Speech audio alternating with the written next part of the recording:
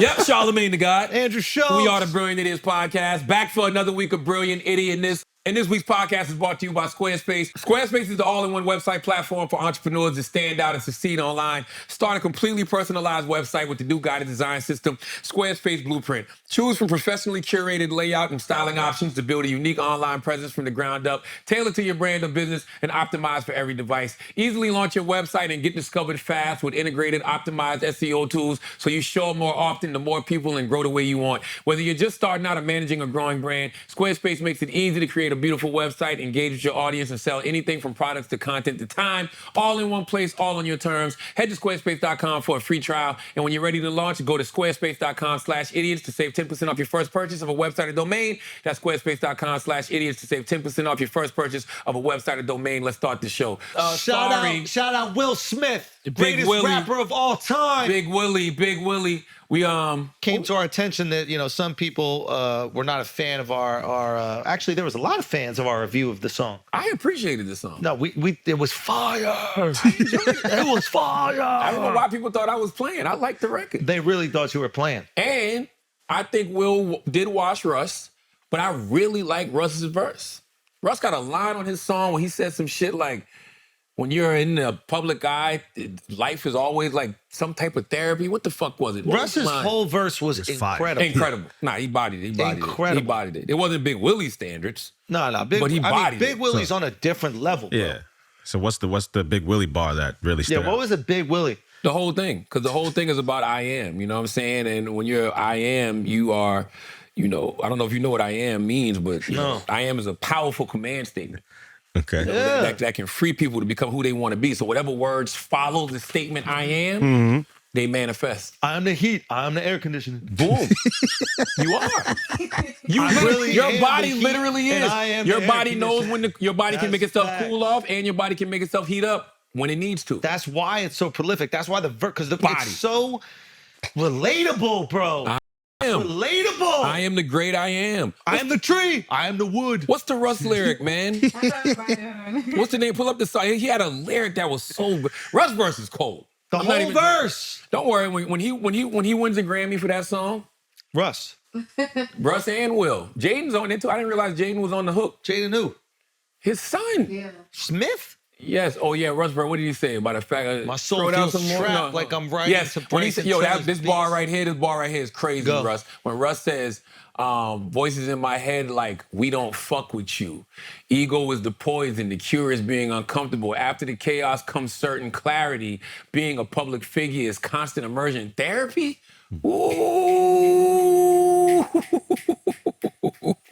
Russ be snapping. That's fire. The song is dope. I fuck with the record. Anyway, I don't know why we had to start with this. I don't know either. How was your week, buddy? We was off last week. No, don't buddy me, bro. What? That's like calling a black person boy. Buddy? Yeah, buddy is like white boy. It is? Hey, don't you buddy me. I didn't know that, buddy. Don't you buddy me, bro. Really?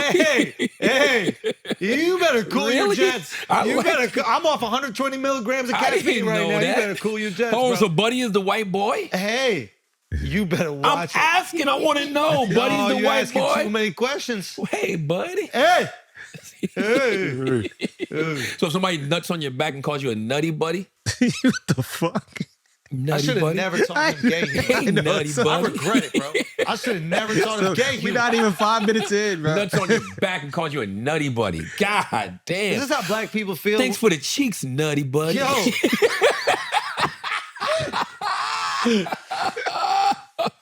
Listen, how was your week, though? You were the L, you were the G, BTQ.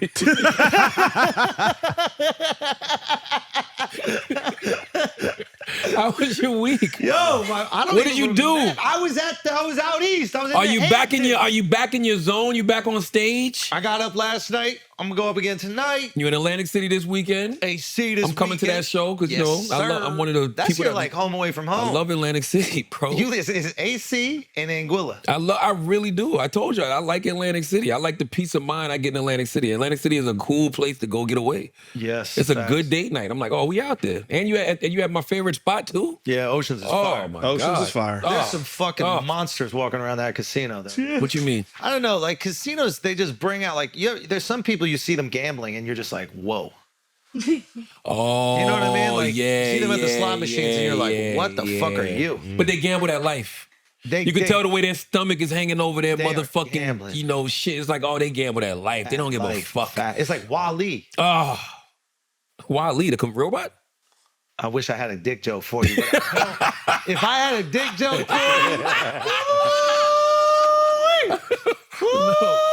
No, it's I get exactly what you said, but especially in Atlantic City. Atlantic City. Atlantic City got a special, unique type of look to it. But I enjoy it. I'm not going to front. I enjoy going to Atlantic City. I really do. Yeah, so shout out Oceans, shout out Demure. Appreciate y'all. We'll see you out there, man. What do we think about? What about your week? What about your week? He thought I was going to fall for that. He thought I was going to fall for that one. He thought I was going to fall for what? Nope. What is it? Nope. It's not the more dick goes in your ass, the more you like it. That's not what it is. It's not that. It's not that. The more dick goes in your ass, the more you like I'm it. the colon. I'm the sphincter. By the way, that's how it should be, though. Yes. The more dick goes in your ass, clearly the more you like it. Up to a point. Because why would you be doing it over and over and over? Yo. why would you keep Charlamagne, why would you keep letting somebody dick you in the ass about I don't like it? I don't like this shit. Why do girls do that so much? Why do girls always try to girls really try to steal everything from gay guys, huh? You steal all the fucking vocab, you steal butt fucking, Sucking dick. sucking dick. Y'all never did that until guys showed y'all. Yo, guys really had to step in and show y'all how to Wouldn't fuck. that be wild if we learned that sucking dick was a gay act? Of course it was. Because the only reason people started doing it is because a guy showed them how to do it. Yeah, I mean, guys are probably the best. That would be crazy. I mean, guys have to be the best. Girls are the best. Girls are the best at eating pussy. Girls got to be the best at eating pussy. Taylor high. She don't give a fuck. Yeah, what Taylor- do we got, Taylor? Let's do some what's this shit called? Memes of the week. Oh, that's my girl, my spirit animal, Big Raygun. Oh no. Big Raygun. Why was this a big story? The breakdancing. Tell her into the mic, please. I posted this as the affirmation. Look what my caption said. My caption said, Why does she have to breakdance in a specific way? Why can't she just do it in her way? Well, did you hear the Olympics? Yeah, that's what I'm saying. Like, why can't she just? She won the Olympics, if you ask me. She's the only person that we talk about from breakdancing. what did I say on the Breakfast Club? I was like, we don't even know who the fuck won gold. Exactly. She didn't win nothing. Like, this girl put breakdancing on the map. There was no breakdancing before her. Well, nobody was talking about breakdancing. That's what I'm saying. So if we're talking about, you got to give her something. They're not bringing it back next year, though. Why? I think that the Olympics need to stop this shit anyway. I don't think that the Olympics needs to be like just making things sports that aren't normally sports. Let's stick to like the sports we actually know and Running. recognize as sports. Running. Track, Swimming. throwing the javelin, the pole vault, all of that type of shit. Like the stuff that we know to be sports, keep it at that. How do you even get into pole vault? Good fucking Like, question. how does that even? Nobody even asked me if I wanted to do We that. had it at high school. You had a high school pole vault? Yep. We had That's everything. dope. Shot put, hammer throw. It's just Really? all the high schools in America were built to have track and field, and then you just Not were mine. like, oh, linemen. So, you New should York start forgot throwing. about that shit. You That's guys are tough. You here talking. There was somebody that did the pole vault who had some crazy meat, right? Yep. He What do you won. mean? He won gold. No, but He he won won the in Olympics. hearts. Talking Pull to up the guy with the crazy meat, Taylor. Said his meat was crazy. I only saw a quick He picture. failed because when he came, he knocked Dick the was too bar big. down with his dick. Why he tuck it? You got to tuck. You're tucked in spandex. No, but you got to tuck between your legs before Well, they you already pull. had one trans. No, I'm just playing. I know. Do we know? Nah, Do they we said know? nah. They said that was wrong. They said she wasn't trans. Actually, she got to be. Nah, they said she wasn't. Yeah, Said but if said she was born a woman. come on, bro. Listen, we're not about to get added to these lawsuits that she told. Okay, so look at this dude. Look at this dude, man. White boy defying all stereotypes. Now he hit with his knees first. Nah, bro, his meat took the whole thing down. See, you saw that. You saw- Boy, yo, yo, yo. He had bounce. He had bounce. He was He gonna had get that bounce. medal till that meat hit, bro. He had some boy. Why the fuck didn't he tuck that thing? You know what you got in your pants? Look at Yeah. this. Look at the meat. Look at the meat. Oh, bomb. Didn't said- get a goal, but I'm sure he got some pussy. No, he definitely You know he what I'm smashed saying? anything. He smashed anything. That's crazy, yo. No. He's hard. I think he's a little hard. I couldn't tell. I think he's a little hard because look how Nah, much. I think that's flaccid, bro. Get out of here, bro. Flaccid. I am a hater. Yo, you know the most impressive thing about this? He broke the beam. Yo, you know the most impressive thing? He doesn't reach for his cock not once.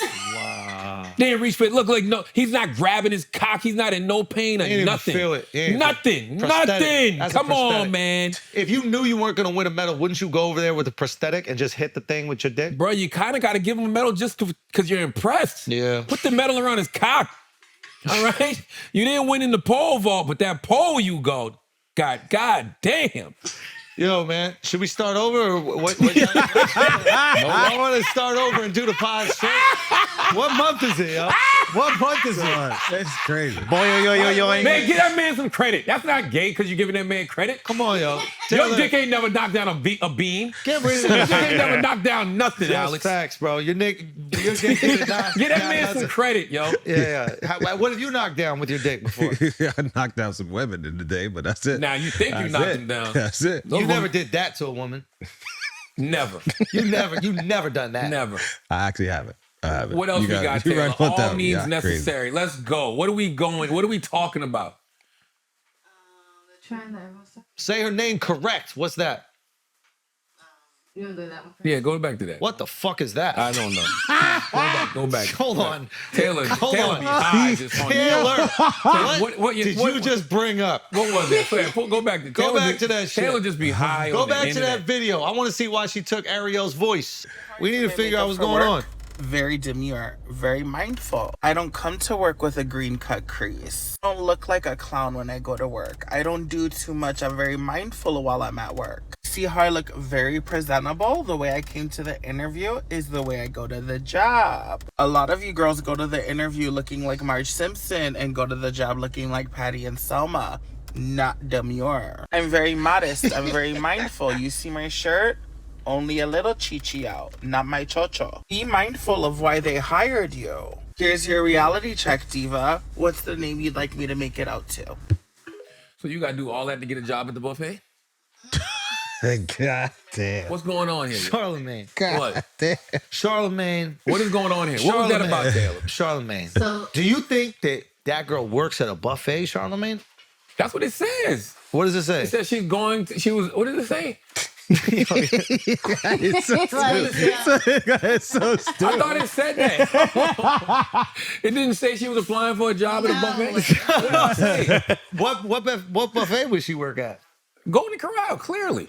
Oh, do they have a good buffet? Oh my God, one of the best. Really? Oh, absolutely. But what is this video about, Taylor? So basically, this is like a trend that everyone's doing, especially the celebrities. And What is the trend? Of just saying, "Oh, look, I'm." See, Mr. Taylor's More mic is mindful." retreating from her. Did you see that? Her breath. She's a celebrity.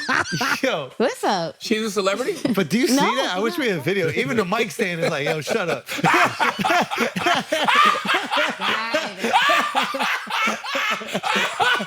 The Mike Stand is like, if Schultz and Charlamagne won't do something, I will. That is true. Every time Taylor talks, Mike just goes.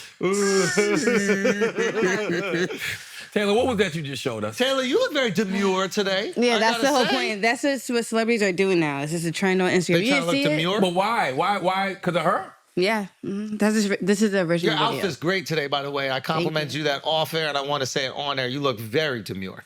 Thank you. What else we got, Taylor? What do we have, Taylor? Boy, That's so stupid. What?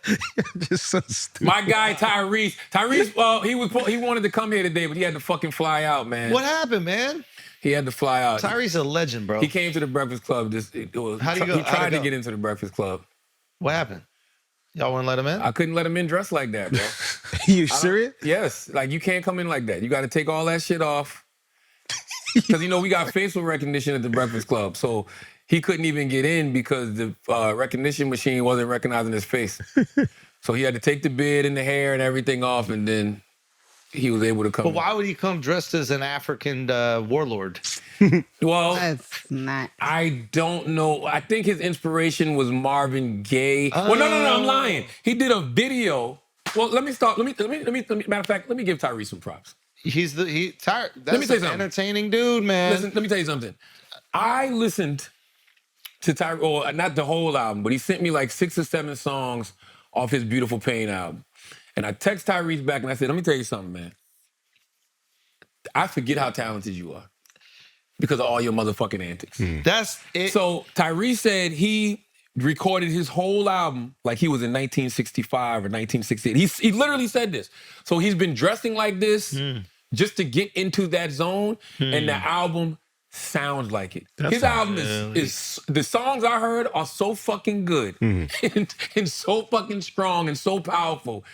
You understand why he's really a method actor. Can I just ask a question because of that? We would say that was like the heyday of soul music, right? Absolutely. Do you think there was something about like the colored water fountains that helped with that? I think it was the time.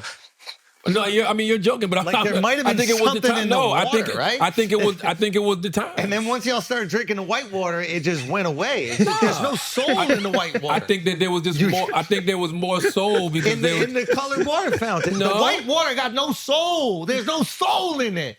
You can't get jazz from white water fountains. There's something to what you're saying. I don't know if it's the water fountains, but it was something about the time that gave a elevated level of soul. I don't think it was the racism or discrimination. I don't think that had anything to do with it. I really think it comes down to the H2O. Whatever it was, Tyrese been drinking it. And that motherfucker album is incredible. Like, I'm not going to front. And he said that he was channeling the 60s. Even when you listen to this performance, you can clown his outfit. He sounds great. That's the thing about Tyrese. He is incredibly talented. Like, he is beyond talented, say bro. what you want about him, but like in the Fast and the Furious movies, like as the comedic relief, he's the funniest guy in that film. If Tyrese would let me executive produce Something comedy for him, I want to do a Larry David Curb Your Enthusiasm style show with Tyrese. He was great in Transformers. Do you remember he was the House Husbands show? Yes. He would be perfect. I'm telling you. I almost think you need him in a comedy. And let him be himself. That's it. Like that. He's funny. He's funny. He's funny. He's funny without trying. Listen, there's a moment in Breakfast Club interview where Tyrese cries. Fire. And he cries because I don't know if people realize it or not. Tyrese has had a lot of loss. So his mother died 2 years ago. Both his sisters died. Jesus. Of course, still grieving Paul Walker. The movie that he's out promoting right now, 1992. No, it's called. Yo, hold on, son. No, Hold on, not son. 1892. 1992. What did I say? 1992. Say 1892. I said 1892? Oh, Still, no, that's a lot of. No, grief goes and ebbs and flows. families forever. Yeah, grief goes and ebbs and flows. It don't go nowhere. Like, you might learn. That's a long time. Especially if I don't even know what they was in the. Were they in the movie? Listen, man, Especially the taping in Fast you would and hope the people that Furious love you still. grieve you forever too. No, that's right. Yes, you would hope the people grieve you forever too. But he lost both his sisters. He lost his mom. Crazy. He lost Paul Walker. The movie he just did that he's out promoting in 1992. I don't know about this, Paul. I think he's just They're throwing still that one in. filming Fast and Furious still though, so it's gonna bring back memories. It was from- Ray Lee, and he's still cool with the family. Like, he's with Cody, his brother, all the time. But Ray Liotta, that was Ray Liotta's last time Oh wow. in a film. R.I.P. So Tyrese deals with a lot of loss.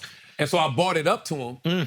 And man, he stopped and thought about it for a minute, and He said, "I can't do this." he broke down. He was just like, yo, he was like, I do my best every day. But he's crying. And I'm like, yo, go get some tissue. I'm like, somebody bring Tyrese some tissue. Yeah. And Tyrese is like, I don't want no tissue. I'm a man. Men cry. You don't cry? I guess, and we wipe our face. Like, what are you talking about? That means right. No, so somebody brings him the tissue. He takes the tissue. He's crying. He takes it, throws it in the air like a bunch of ones. How am I not supposed to laugh at that in that moment? Get Tyrese some tissue. He acting. I don't need no tissue. Man, you're U.S., man. Yeah. Oh man, I love you. You've been too, holding brother. this do in you the whole understand interview, how though. much power it is in letting it go? Yeah, because you've been holding it the whole interview. I've been watching you. You asked me the question. I did, but I mean, I'm getting you. You some should have tissue. never asked the question I love you, if you brother. didn't want to see I love you, brother. I love you. I love you. how hard it's been to get through. I love you. I love you, black man. Okay, do you not cry? Absolutely. You might not bring it to the radio, Absolutely. but this is what being grown Thank you, is. brother. I'm not doing this. I need one. My makeup gonna mess up. I didn't. Hear me. My concealer is sitting today. Hear me. Black men cry. You know what I'm saying? But that is how Tyrese is. In the midst of seriousness, he's still gonna laugh at him because he's just so funny. Nah, he's entertaining. And then after he throws the towels, he sits there for a while, and then he goes, I'm gonna use my hand. And he wipes the tears with his hand. Like, yo, he's been a star for 20 years. no, longer. What? 20? Are you crazy? I think longer. More than that? Longer. 30. Tyrese, No. Tyrese got everybody first found out about Tyrese on a Coca-Cola commercial when he was a teenager. When on we a were, bus.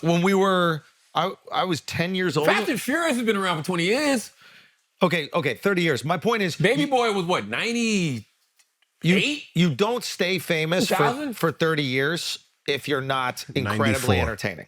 94 was a Coca-Cola commercial. Yeah. And now we're in. When his first, Google when his Wow, first that's album came out. 30 years. When did Tyrese's 30 first years. album come out? 30 years. Google that. Google Tyrese's You first don't album. stay famous for 30 years if you're not entertaining. It's plain and simple.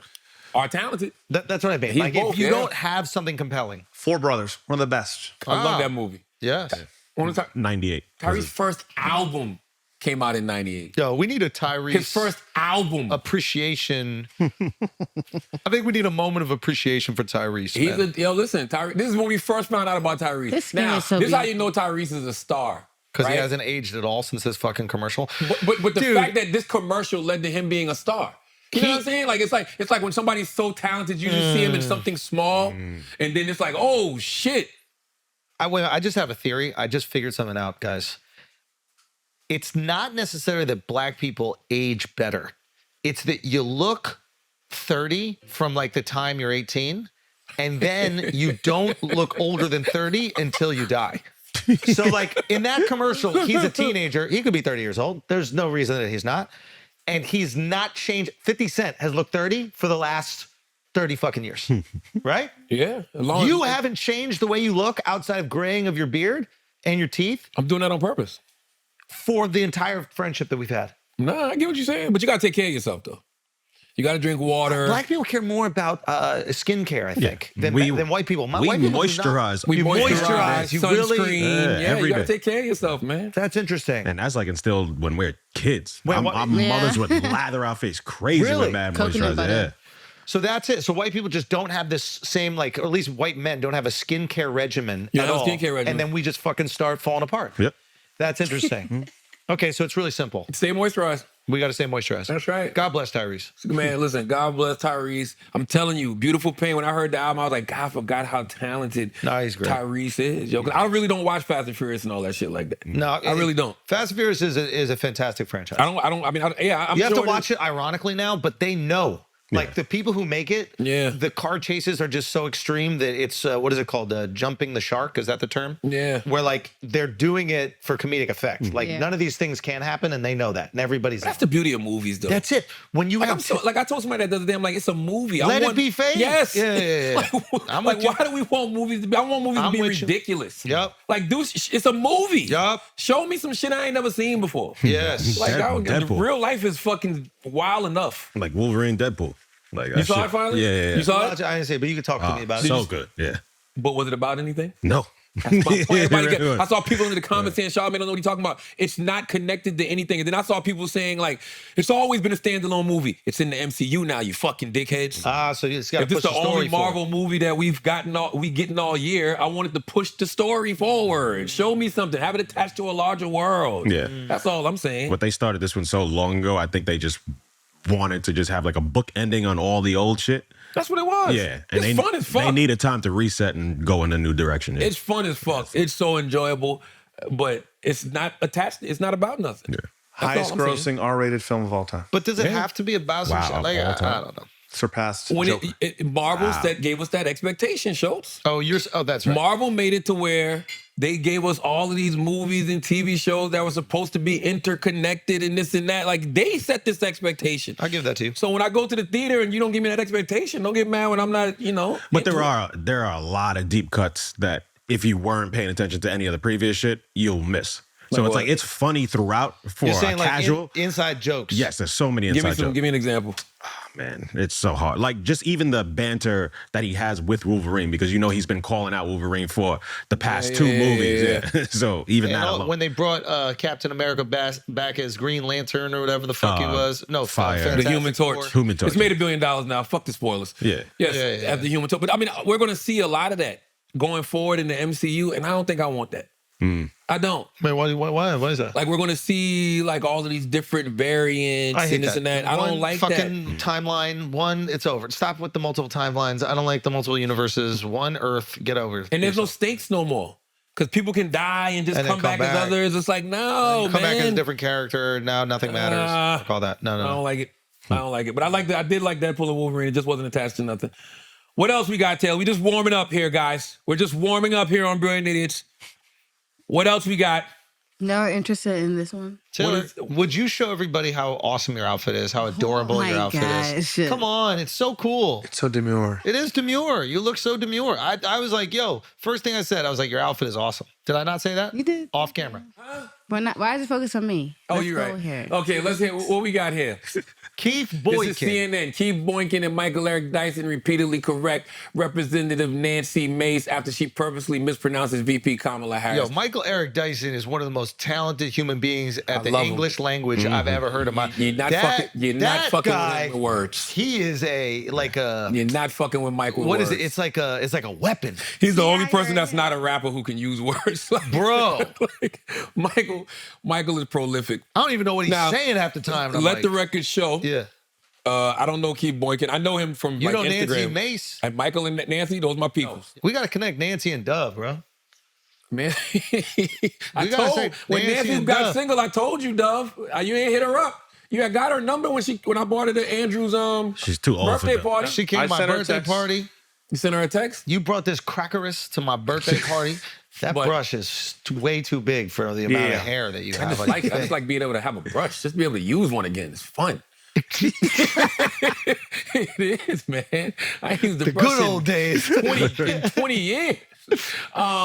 Okay, so let's look at this. They were on CNN on Abby Phillips' show, and it says, Keith Boykin and Michael Eric Dyson repeatedly correct Representative Nancy Mace after she purposely mispronounces VP Kamala Harris's name. All right, let's go. Trump is in a very vulnerable Talk position. about rerun. Kamala's. You had it right. You almost got it. I will You say almost Kamala's did it. name any way that I want to. No, but Kamala's, but you mispronounced her and you also misjudged her. I just did, and I'll do it again. mispronouncing her name. That's what Kamala's we're doing to policy. acknowledge her And humanity.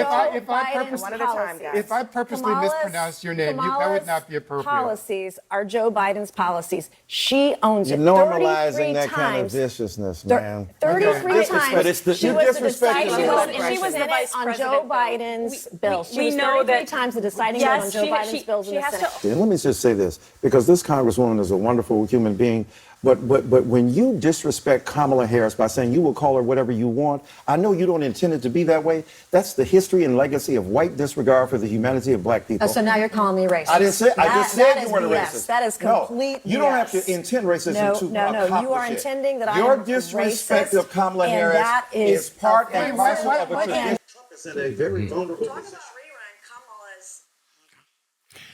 Yeah, How do you pronounce it? It's Kamala. Like Kamala. Kamala. Yeah, Vice President Kamala Harris. What Nancy fucked up is saying I can call her whatever I want. Right. Mm-hmm. Because what fucks it up is like now you're showing me that you're disregarding who she is based off party. Because if you mispronounce the name and somebody corrects you on mispronouncing the name, you just say, hey, cool. But when you say I can call it whatever I want, you're showing a level of maliciousness with it. You know what I mean? Like you're purposely trying to be malicious. Like your intent is to disrespect her. Kamala. And that's what I don't like Kamala. with politics, period. I don't like that when Democrats do it. I don't like when Republicans do it. Yeah, You know what I'm 'cause it's- saying? It shouldn't be about party. It's frivolous. Like I don't like anybody that's so beholden to a party that they put themselves in position like this. Like, I feel the same way about people who lied about President Biden's condition, right? Like Democrats who purposely would say things like, I'd vote He's for... alive. He's alive. Yes. Why would they even say that? I'd vote for him if he was dead. Weekend at Bernie's. Like, why? Why were you so willing to lie to people about his condition? I don't respect that. And it's the same thing with this. Nancy the homie, me and Nancy went to high school together. That's my people's. But when she says that one line, I can call her whatever I want. How was it in high school? I didn't know her in high school. I mean, her mom and my mom taught at the same school. And she dropped out. I got kicked out Stratford High School in South Carolina. Damn, she's a high school dropout? Yeah. I made it to... Dropped out of high school. First woman to ever graduate from the Citadel. The Citadel was an all-male military school. Oh, wow. Oh, yeah. Nancy got a super rich history. But it's just saying that you can't say I can call her whatever I want because it shows you're being malicious. It shows you have a disdain. Yeah. And it shouldn't be that way. Yeah. Kamala. Let's say Vice President Kamala Harris. Emphasis on the first A. I say President Trump. Like I call people by what their titles are. Kamala. Only reason I mispronounce shit is because I don't know no better. You know what I'm saying? But if you correct me, I'm not going to just continue to disrespect you and say I can call this person whatever I want. That just shows a level of disrespect, maliciousness, and disdain that I just think is whack in politics. Yeah. You know, and it's all based on party. I don't care what the party is. You should be willing to tell the truth and show respect to the other party. Who are the people on the show? Well, that's Michael Eric Dyson. I know Michael Eric Dyson. Abby hosts the show. The black woman Abby hosts the show. I don't know who else is on. And what is Abby like? She's a journalist. She's a politician. Who is she? Yeah, she hosts this show. She hosts CBS Newsnight with Abby Phillips. So she's a news anchor. Yeah. CNN. She's beautiful. And the other thing about Nancy too, I think Nancy says some things that are actually valuable. Right? Like what? Just in general, like when she's just when she's just talking as a politician, and she's a conservative who still tends to hold other conservatives, feet to the fire. People will not listen to you ever. Who's that guy? That's Keith Boynton. I don't know him too. I just know him from Instagram. People will never listen to you ever when they see you disrespect the vice president. That's Abby right there. That's Abby right there. Yes. So I'm just saying, you just shouldn't show this level of disdain. I agree with you. It's beneath you as a politician. Yeah. You want to act like there's some level of maturity amongst these politicians, but there really isn't. They're just kids. It's high school again. It's kind of sad. What else we got, Taylor Gang? Speaking of immaturity. Who we got? Your boy. She said Kamala has one big advantage. She's a very beautiful woman. Here we go. Beautiful woman. So I decided to go back and reread the clause. I'm not saying he's, but I say that I am much better looking than her. I think I'm much better. Much better. I'm a better looking person than Kamala. No, I couldn't believe it. She said, I had never heard that one. They said, no, her biggest advantage is that she's a beautiful woman. I'm going, huh. I never thought of that. I'm better looking than she. Can I tell MAGA something? This guy is great. MAGA, y'all been sending me a lot of death threats lately. I don't know why. MAGA, let me tell you something. Your leader's ready to go. Your leader is ready to step down. Whoa. Your leader does not want to lead anymore. Wait a minute. Tell me. Your leader, Donald Trump, is hoping the Republican Party does him the way the Democrats did Joe Biden. Wow. He's not even trying no more. Explain what you're trying to say here. I'm saying that Donald Trump does not want to run for president anymore. The other day, Donald Trump said if Kamala Harris wins, he's moving to Venezuela. That's what he said. As he was sitting there with his head down. You ever seen that meme with a Popeye's chicken lady where she's just sitting there and she's just tired as fuck? Yeah. That's how Donald Trump looked. He does not want to run for president no more. I don't know why y'all can't see this. I read a great article, man, and they were talking about how he's clearly suffering from PTSD. Can you imagine? He did y'all forgot he got shot at a few weeks ago, right? Y'all forgot he was almost dead. This is what is a few weeks ago. Confusing to me. After he got shot, I was like, oh, the presidency's his. There's not even a question. And somehow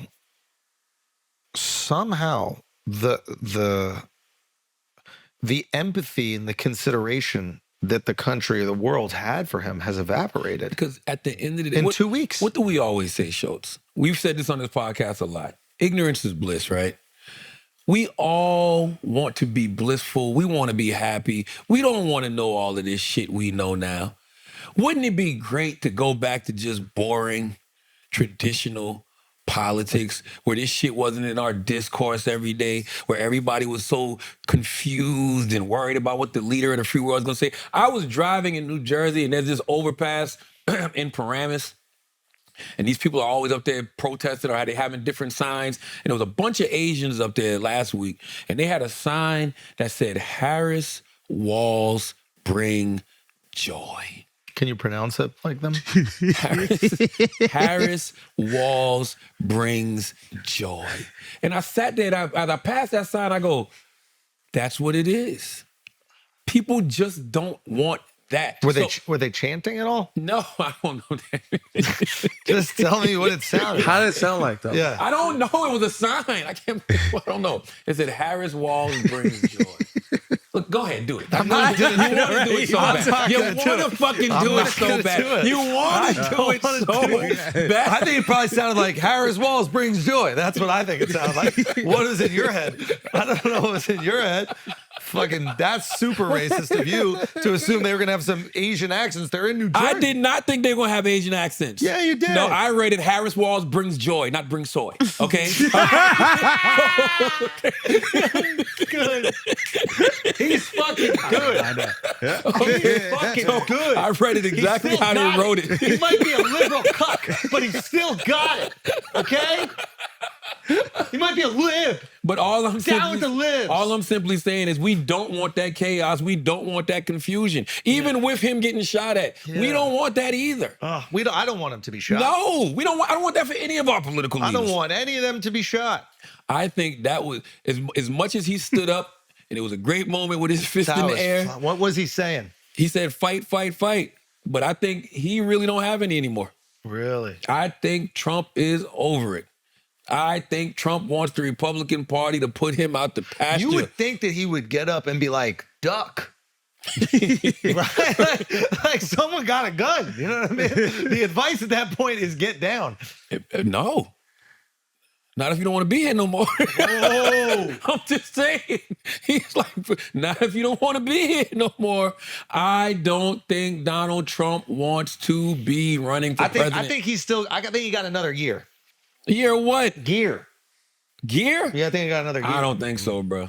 I don't think they had no pivot from President Biden because President Biden was that terrible of a candidate. I think his fuck up was pushing the Biden is dead or Biden can't function or Biden's brain doesn't work anymore. Because if he kept Biden in the race, he would have won. Now that Kamala's in the race and all of a sudden people like her out of nowhere. But he didn't keep Biden in the race. My point is he was pushing for Biden to step down. No, he wasn't.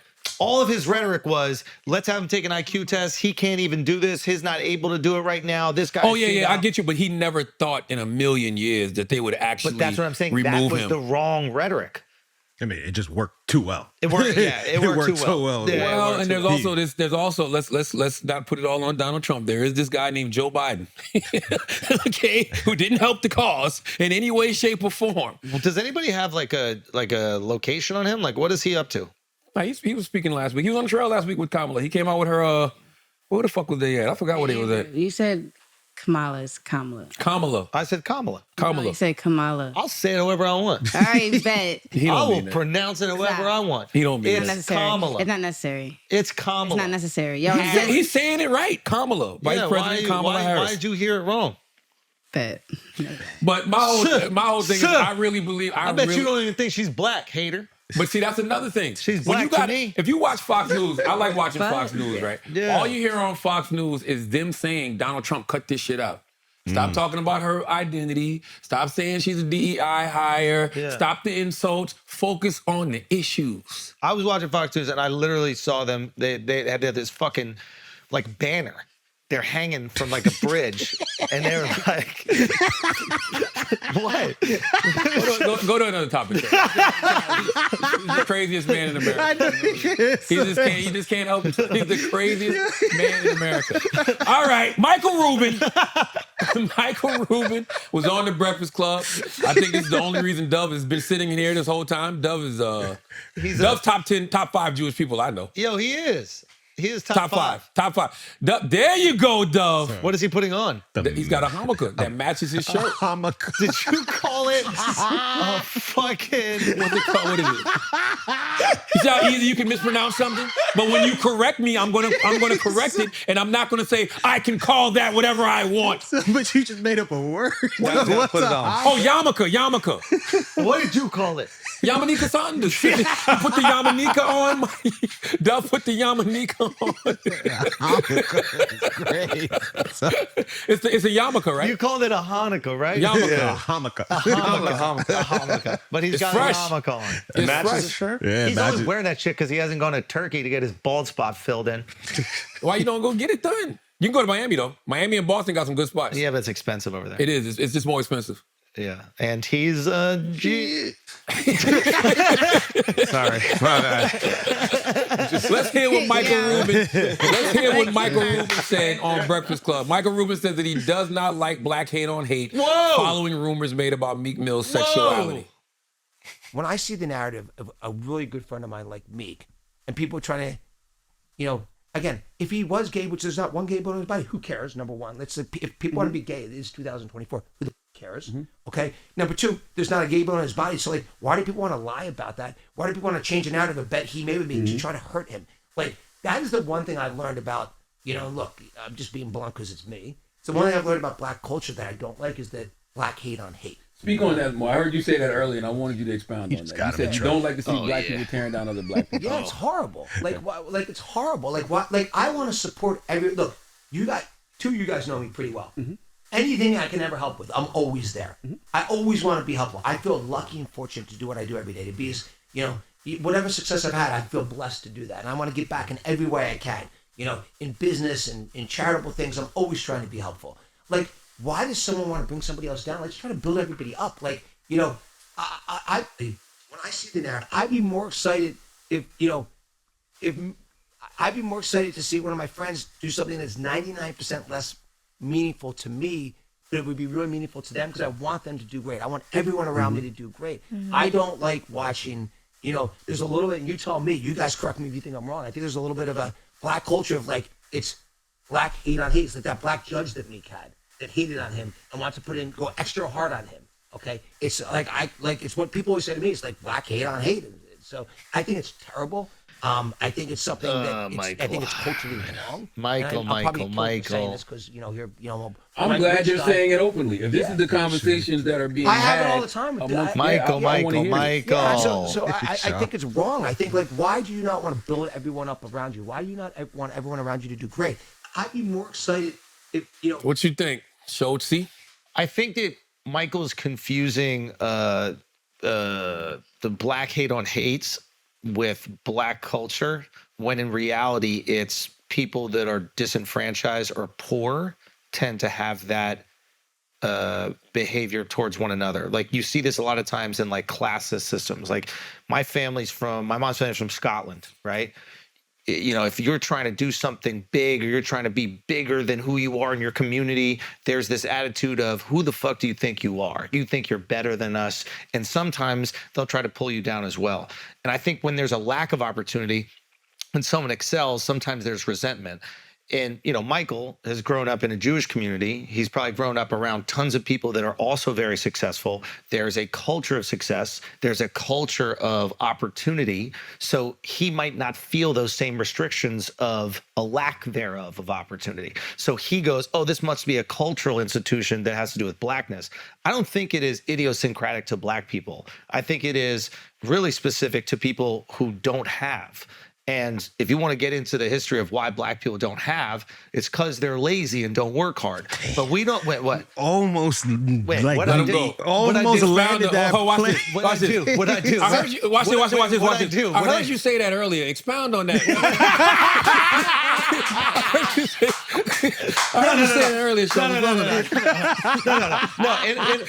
In all seriousness, there is obviously a history, in the United States of America of homosexuality in the community. And what was it? What were you saying? You were like, black people are gay more often? You were saying in the beginning of the pod. You Listen, were I want to hear from Dub. in the beginning of the pod, you were being really gay about stuff. And No. what was that? That's a black thing or what? Explain that to me. Dub, you put your Yamanika on, right? Your yarmulke. Yep. What did you think of your brother Michael Rubin's statements as a Jewish man? Seemed earnest. He wants to help. That's it. Until he proves otherwise, I think he's done well for himself. I think he enjoys the culture he exists in, which is obviously sports, it's entertainment. Why not? Why not uplift the people around you? And I think that he's... No, I do. That's a good point that Dub just said, too, about the industry Michael's in, right? He's in sports and entertainment. Wouldn't he be around black people? He is. He started, he got his money. He started like in his basement, like a ski shop, a ski tuning business, got into e-commerce and then grew Fanatics, bought a piece. I mean, the Sixers. No, I'm not. I think he is genuine in his wanting to help the people he works with, be them black, be them Jewish, be them Christian, it doesn't matter. I genuinely believe that about him. I think he's being earnest when he says that. I just think that where he fucked up is he attributed hate to black on black hate to blackness and not poverty. And you see this across poverty. And to not separate those two is just ignorance. I think that's why there's pushback. No, I agree with you. And I think he'd probably look back at it now and be like, ugh, I did fuck that up and I blamed it on blackness. But no. Not blamed it on situations that curated this. I agree with you 100%. Can I just say one thing really quickly? Because there are black communities in the United States of America, right? You have like immigrant black communities that have been incredibly supportive of one another. And because of that insular support, they've been able to build these businesses and have tons of success in the same way that he has within his community. I don't think he would say the same thing about that.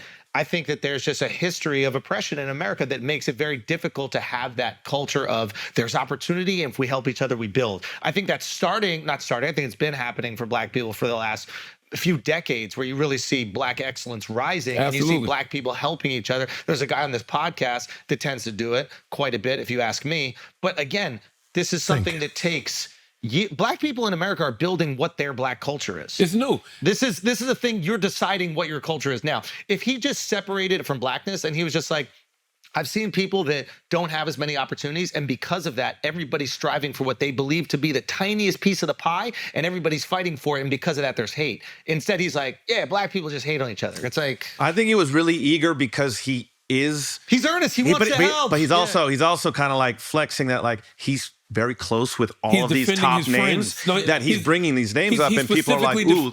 But he's specifically defending his friends. Who he cares about. And he's seeing his friends get unnecessary hate. And he's like, this fucking sucks and it hurts me and I wish it didn't happen. And he might not see that happen in his community. And what I'm saying... And he's defending his friend against the gay rumors. I like what he's doing. I just think he worded it... Does my explanation, obviously I'm joking around, but does my explanation make sense? I get what you're saying, and wholeheartedly, and I agree with it historically. But the only thing I would say to that is, what if that's not what he's seeing? What if he's seeing people that are in positions like me, people that are in positions like Lil Baby, and he's watching other people who are also in good positions, also tearing him down? Can I give you an example of something? So, because it's in every culture, okay? There are assholes in every culture, okay? There are assholes that are just rich all the time. Absolutely. That they do not care about uplifting their friends. Absolutely. I was telling the guys, so out in the Hamptons, there's this guy who owns this. He has the ownership of this protected reserve, right?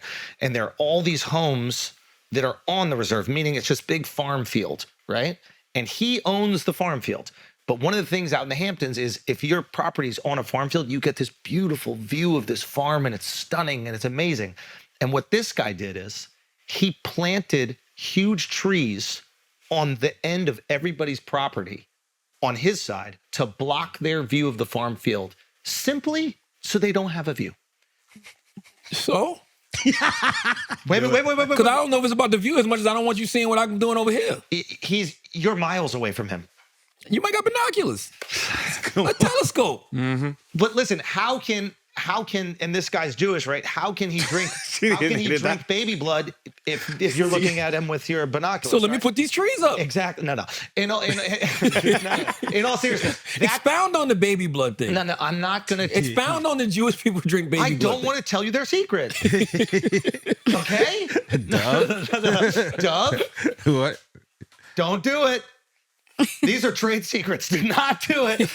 No. In all seriousness, that type of behavior is not, let me lift up the whole community. Let me make all of these properties raise in value. Let me make everything this beautiful thing that I can share with everybody else. There's also some other things that are kind of fucked up because everybody that buys a house there pays a tax to manage the reserve rather. So technically he's blocking their view of a thing that their tax is paying for. I don't give a fuck. I know you don't. I own this shit. I don't give a fuck about your view. I own this shit. What is the problem here? Why are you mad about what he's doing? Yo, Michael Rubin, you're right. You're right, bro. You're right, Michael Rubin. I already said he was right. I'm on record. I didn't say I don't like broad generalizations, but I know what he's discussing enough to be like, not everybody. I don't disagree with him. Not everybody has. And again, we're taking this at face value. We're taking this from, you told me that he's very generous and looks out for his friends, right? Mm-hmm. Or the people that he's in business with. Not everybody is like that is the point I'm trying to make. And you and I both know people who are successful and they do not care about helping their friends. They can only care about themselves and their happiness. And I think that he assumes that more people are like him than are. Here's the thing. I'm just going to address some of the things I heard people say. People say that they don't necessarily. I haven't heard anybody say they disagree with what he said. Mm-hmm. I've heard people say they don't like that he's the one who said it. Yes. And the people who do disagree are saying, well, there's a reason that we might be this way with each other. That's right? what I'm trying to say. Generational trauma, post-traumatic slave disorder. I understand all of that. But what I also understand is the healing of it is our responsibility. I understand why we got here. Yes. But I also understand the healing of it is our responsibility. So what do you think about people saying he shouldn't say it? Because I subscribe to Malcolm X when Malcolm X says, I'm for truth no matter who tells it. And I'm the type person, I like to chime in on what's going on with other communities and other people. Oh, yeah. So who am I to tell him he can't I think when I do? I think what you say is this. You say, the reason I'm successful is because I'm constantly looking to help the people around me and give back. And I learned that from other people. And I've tried to do that with my friends. And sometimes I see people take down my friends. You don't even have to mention race. And it's like, I think what they don't realize is by lifting people up, you are also going to get lifted up. And then everybody can continue to make more. And that's why I've been so successful. You say that, you're still speaking truth. You're still saying this is how it works. Just don't make it a black thing. You don't make black people feel like it's their fault. Yeah. There's a thinner way to slice it, is what I would have said. You don't make black people feel like it's their fault. But also black people are loud. Say that about them. Yeah, it's not. They'll talk a lot. It's not black people's fault. It's not. But the healing is our responsibility. Just like with white people, right? Whoa. No, just like with white people. Talk about us. No, you got to. Just like with white people, right? What can we do? White people will always say, I wasn't around for slavery. I wasn't. That wasn't me. Right? And you're right. That wasn't me. I didn't have anything to do with that. But the healing of what slavery caused is your responsibility. Yes, it is. It just simply is. It's the same thing as like you have to use your privilege to combat prejudice. It's the same thing as the trauma you get from your family, for example. Like you were raised in a fucked up situation. That is horrible. It's fucked up. Those people that put you in that situation should be held accountable. That's right. But at the same time, you stopping that. That's right. Like, I always bring this up. This is a completely different scenario, but like, my dad had a shitty dad. He just sucked. He wasn't a good dad. And my dad, I think, like, made a point to be a great dad. And I think he did it because he loved us, but he also did it because of how hurt he was with his father. And he did this awesome job. And now I'm in this position. I'm like, I want to be a great dad like my dad. So he like broke the chain, and that was his responsibility to do it, which I think is what you're saying. Absolutely. And it's like, yo, listen, when Mike said that, I was uncomfortable because it was coming from him. Yes. But and then I was embarrassed, right? But then I immediately just said to myself, like, if I'm uncomfortable and I'm embarrassed, and I know that I have these conversations, right? It's not like I don't have the conversations he's having. It's not like I don't have that conversation amongst my other black people, right? Mm-hmm. So it's like, It's just like, what are we gonna do about it? My thing is, that's my whole thing. Like, what am I gonna do about it? What were you embarrassed about?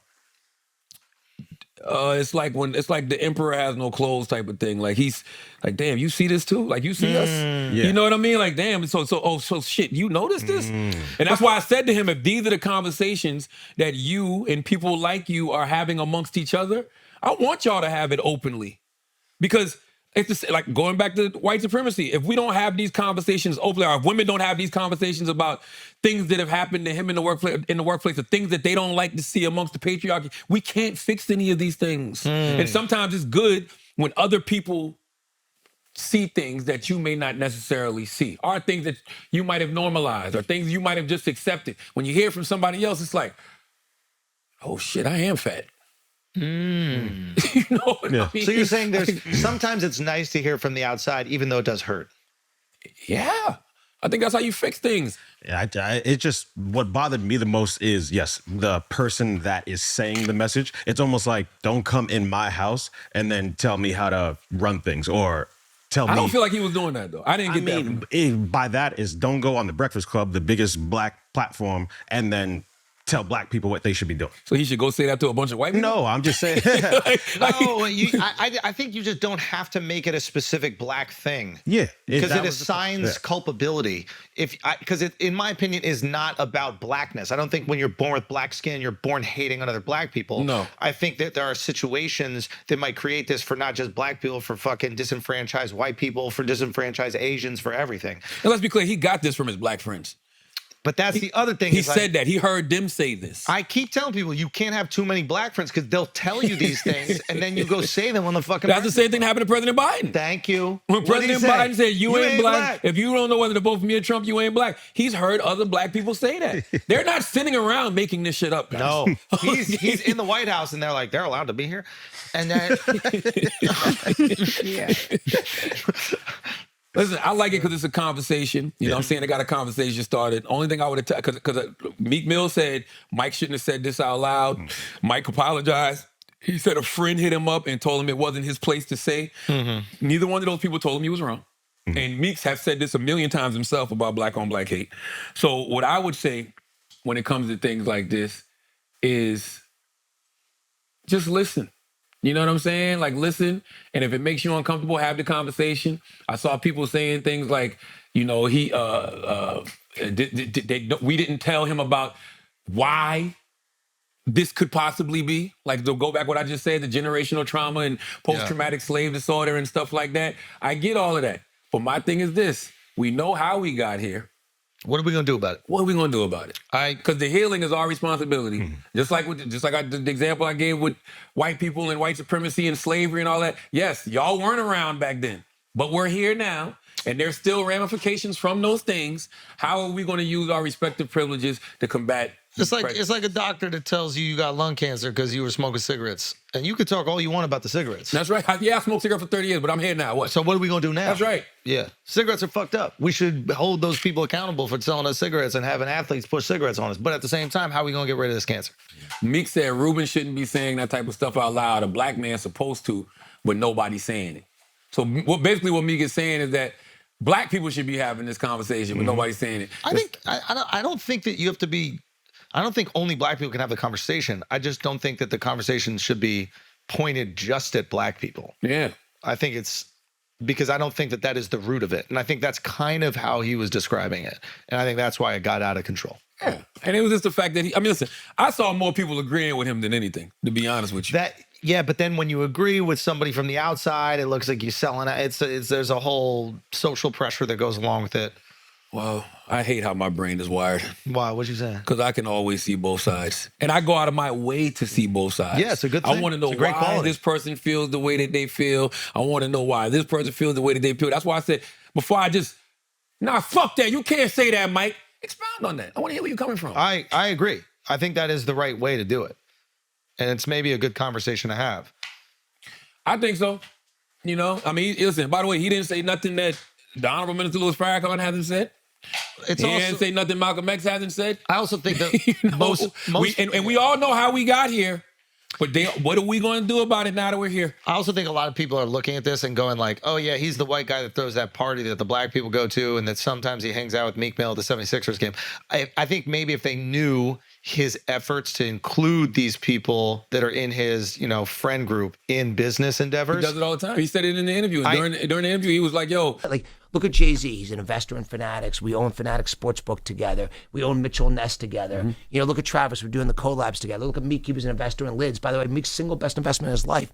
He put $200,000 in Lids and got $8 million back. Wow. Okay? Go ahead, Meek. Shout out to Meek. Yeah. But that part's not clipped. Yeah, Meek gave him we didn't clip it. Nobody give a fuck. Meaning that's not clipped by the internet. Oh, That's not the juicy part. yeah. So I think if people knew his benevolence, they would be like, oh, okay, he does have his, He puts his money where his mouth is. Yeah. And that's the other thing too, right? I'm just putting this out there. He said Meek invested $200,000 in Lids and made $8 million back. Great business decision. But you got to go back to when Meek was locked up. Who was the main person out here championing for Meek, talking to these legislators trying to get Meek out of jail? It was Michael Rubin. It was Michael Rubin who went to then Attorney General Josh Shapiro and was like, look, you need to look into this situation. You need to look into this case. They looked into it, saw that it was corruption. Meek comes home. Then Governor Shapiro, or Attorney General Shapiro becomes Governor Shapiro. What do they do from there? Mike didn't just let that cause go because his friend was out. Mike was like, he literally said it on Breakfast Club some years ago. He goes, I realized in that moment it was two Americas. And so I wanted to do everything that I possibly could to fix this situation. So what do? They start the Reform Alliance. You know who gave them the idea for the Reform Alliance? Governor Josh Shapiro. Then in Pennsylvania, they passed probation reform, criminal justice reform, the Clean Slate Act, all because of those relationships that were forged when Meek was locked up.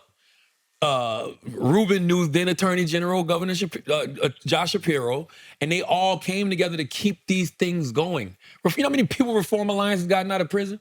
Yeah, it's great. You know what I'm saying? It is great. And I'll be honest, like I actually have empathy even for the judge.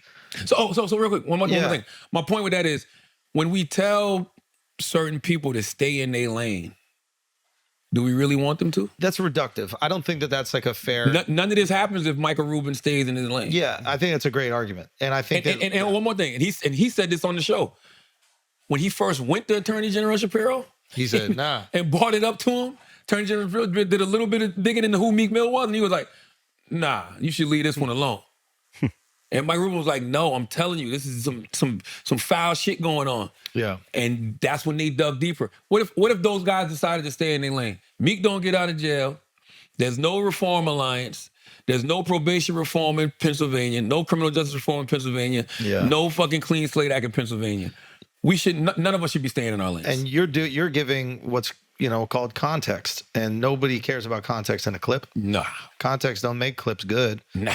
But what I was saying is, like, I have empathy for Shapiro and even the judge that was super hard on Meek, because imagine how many cases that judge saw of some guy who was involved in the streets, might have done some foul shit, people getting hurt, families losing loved ones, and you see case and case and case after that. You start to become desensitized to people who are involved in these types of behavior and these types of activities. And you start to go, you know what, I want to protect my community by keeping these quote unquote dangerous individuals off the streets. They might have got this one wrong, but the idea behind it, when you sit through case after case, is I got to take care of my community. And you think you're doing it by putting people that are committing these crimes behind bars. So I don't think that maybe the judge is an asshole. I don't know. But there's another version of that judge going, I need to protect my community. There was some other things that she was... Maybe, I don't know. I can't remember her exact situation, but they actually uncovered corruptness. Like, she really had it out for me. Sure. Yeah. Which is also 100% possible. I'm just saying we could see both sides, even from the law enforcement and the judge side. Mm-hmm. I was looking at this case in Detroit this week. I gave the judge donkey of the day twice. This judge, pull up his name, Taylor. I can't remember. I know his last name is King. I think it's Kenneth King. Might be Kenneth King. Judge Kenneth King. Mm-hmm. You got it? Yeah, that was his name. Is his name Judge Kenneth King? Yes, this dude. And he got removed. When I first gave him donkey of the day, he hadn't got removed. But I'm glad they removed him. Judge Kenneth King. These kids come to his fucking courtroom on a field trip. Mm-hmm. A field trip. He's a black judge in Detroit. They come to his courtroom on a field trip.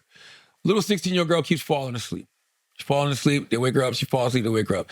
This motherfucker gets mad and says that she's disrespecting him. Takes her in the back puts her in handcuffs and jail clothes, saying he wants to teach her a fucking lesson. Now, her mom comes out and goes, do we have the moms? Do we have the mom, Taylor? Yeah. Play the mom. Just play the whole clip. He stands by what he did, placing a 16-year-old in handcuffs after she was allegedly misbehaving on a field trip in his courtroom. The only thing you learn about my courtroom is that I am not a toy. I'm not to be played with. What started out as an informational field trip with the greeting of Detroit nonprofit Tuesday to the 36th District Court in front of Judge King. This is the 36th District Court for the city of Detroit. We do just about everything that happens in the city of Detroit. Quickly turned into Judge King getting visibly agitated over a sleeping student in his courtroom. If I was sleeping in my courtroom one more time, I'm putting you in the back. Understood? Judge King had her removed from the courtroom, but he told me that didn't fix her, quote, attitude. And that's when he pulled out the jail uniform and handcuffs. That's not something that normally happens. But I felt compelled to do it because I didn't like. I spoke to Judge Kenneth King. He stands by what he did, placing a 16-year-old. He's a clown. Go to her mom. I want to hear her mom, because when you hear why she kept falling asleep. Now, mind you, I'm a human being, right? Can I just say one thing? Like my immediate reaction when I see a kid that can't stay up what's wrong? Is what's happening at home. Yes. Like what's what kind of wrong? shit is happening at home when that girl can't sleep? Yeah, that's it. Now, this is what, because you notice Michael Rubin, he brought up the judge when he was talking about this black on black hate stuff, right? This is the kind of stuff people see that make them wonder, like, what the fuck is going on? Because this is a black man. I got a 16-year-old daughter. Just a human being. If I see that girl falling asleep like that, I'm gonna say to myself, "Let's go. What's wrong with you? Are you okay?" Like, yeah, I'd have made a joke like, "Are your parents all right? Yeah, you got a rough night, huh? Like, what's going on?" Like, it's empathy would kick in just as a human to see what's going on. Why did his reaction go to she's disrespecting me? Fall asleep in my courtroom again. I'm gonna put you in hang. Why? Who the fuck are you? Why should he be on the stand? How many people has he probably... One thing though, you're not supposed to fall asleep in court, and he was just treating her it's a like field trip, Alex. I know. That's why I'm not saying he's right. He's definitely wrong. But his natural reaction, I think that's why that was his go-to. But it's not a crime. I know, but his you go-to can't put me in handcuffs and put me in a jail uniform. I didn't commit a crime. I don't even think we should put black people in fields anymore, dude. This guy. Can we call it a different type of trip? Let's call it a courtroom trip. Let's call it a something. It's just like, when are we going to change? When are we going to make change in America? You know what I mean? Jesus Christ. Taylor, find her mom. You got a point, yo. I do, right? You ain't motherfucking wrong when you're right. You got a fucking point. Why are we taking black people on field trips? Of course she's sleeping. She's like, I'm not going to put me to I've work. been looking at this shit all wrong. This is why the fuck are we still doing this? Nah, it's bad. And this is It's what the fuck bad. happens. You take me on a goddamn field trip? Field trip? You can't find it? No, I'll insert later. Well, basically, the mom said the reason that the young lady kept falling asleep is because they don't have a stable place to stay. Exactly. Damn. They don't have a place to fucking stay. Damn, that's hard. But guess what, Judge Kenneth King? You would have known that if you'd had a fucking conversation with the young girl instead of flipping out. Yeah. I don't want to hear shit about what the oppressor's doing to us when I see people like that doing shit like that to us. Because you're in that position as a judge that you're supposed to have compassion that somebody else shouldn't have when you see that little black girl falling asleep like that. And guess what, Judge Kenneth King? I don't think you would have did that to a white person. I don't think he does that to a 16-year-old white girl. I don't think he does. Whoa. Oh, here it is. Oh, you got it? Let me hear it. Would you want someone to treat your child like that? Crime. Would you even treat your child like that if he fell asleep in the courtroom? Latoria Hill is a single mother of 2 children, including her oldest daughter, Eva Goodman. She signed her up for a summer program with the Greening of Detroit nonprofit to keep her busy. What was supposed to be an educational field trip to 36th District Court Tuesday turned into a traumatizing experience for both of them. Judge Kenneth King, not liking Eva's attitude and seeing her falling asleep, placing her in handcuffs. Sucker shit. Uniform. Legendary sucker shit, Judge Kenneth King. Belittle her in front of the whole world and her friends to make her even feel more worse about her situation. I'm a single mother. I'm trying my best. I'm doing everything that I can. You sleep at home in your bed, not in school. So the fact that he was talking about you go home and get in your bed, how do you know my baby got a home? How do you know my baby got a bed, her own bed that she can sleep in? She don't have that right now. So she was tired. We spoke to Judge King Tuesday. Michael Rubin would have never did that shit. Nope. That's all I'm saying. Michael Rubin would have helped them out his pocket immediately. Does he apologize after he knows? No! Oh, He doubled down on it? No, they took him off the bench with no pay. Oh, that's good. There we go. I mean, no, with pay. I'm sorry. Oh. They took him off the bench with So pay. they just gave him a vacation? I don't get that. I don't get it either, man. All I'm saying is, at the end of the motherfucking day, stop sending black people on field trips. At the end of the motherfucking day, let people like Michael Rubin. I think we all should be having these conversations, whether it makes us uncomfortable or not. And if you get in trouble for saying certain things, hey, let it go. And for everybody out there saying that this could never happen amongst Jewish people, it happens all the time, but y'all don't give a fuck. Go back and watch the interview that we had with Jonathan Greenblatt, the head of the ADL, Anti-Defamation League. We've done like 2 interviews with him. It was the first one from Breakfast Club. We talked about all of this about why, you know, when you say black Jewish people have all the power, why is that considered a trope? Why do people get offended by that? Jewish people owning Hollywood. We had this whole conversation, but guess what it was? A conversation. I wasn't accusing nobody of anything. I wasn't saying that they drink blood and they're in control of all of this, whatever. I didn't. We were having a conversation. If you're having a real conversation, people will accept that. What did he say? What did the guy say? The Greenblatt guy. Do I remember any of this? I don't remember nothing. Go watch the interview. It's on YouTube right now. I got some questions. Me and Michael Rubin had a conversation about Jewish hate right after the black hate. Really? He says he gets mad hate. They call him a bad Jew. You know that term, Duff? It seems general enough. Bad Jew. What's a bad Jew? I don't think it's not even like a term. It's just No, it is a term because I brought up because they called Kamala. They called the Vice President Kamala Harris's husband Doug a bad Jew. This guy called him a bad Jew. There's some bad Donald Jews Trump co-signed out there. for it. You know that, right? There are bad Jews. Of course, there's bad out people. there. Yeah, but there's some bad Jews specifically. The year that I get a fucking house in the Hamptons, they make it rain all fucking summer. If they control the weather, they could have given me some nice fucking days. That's what you get for complaining about that man's trees.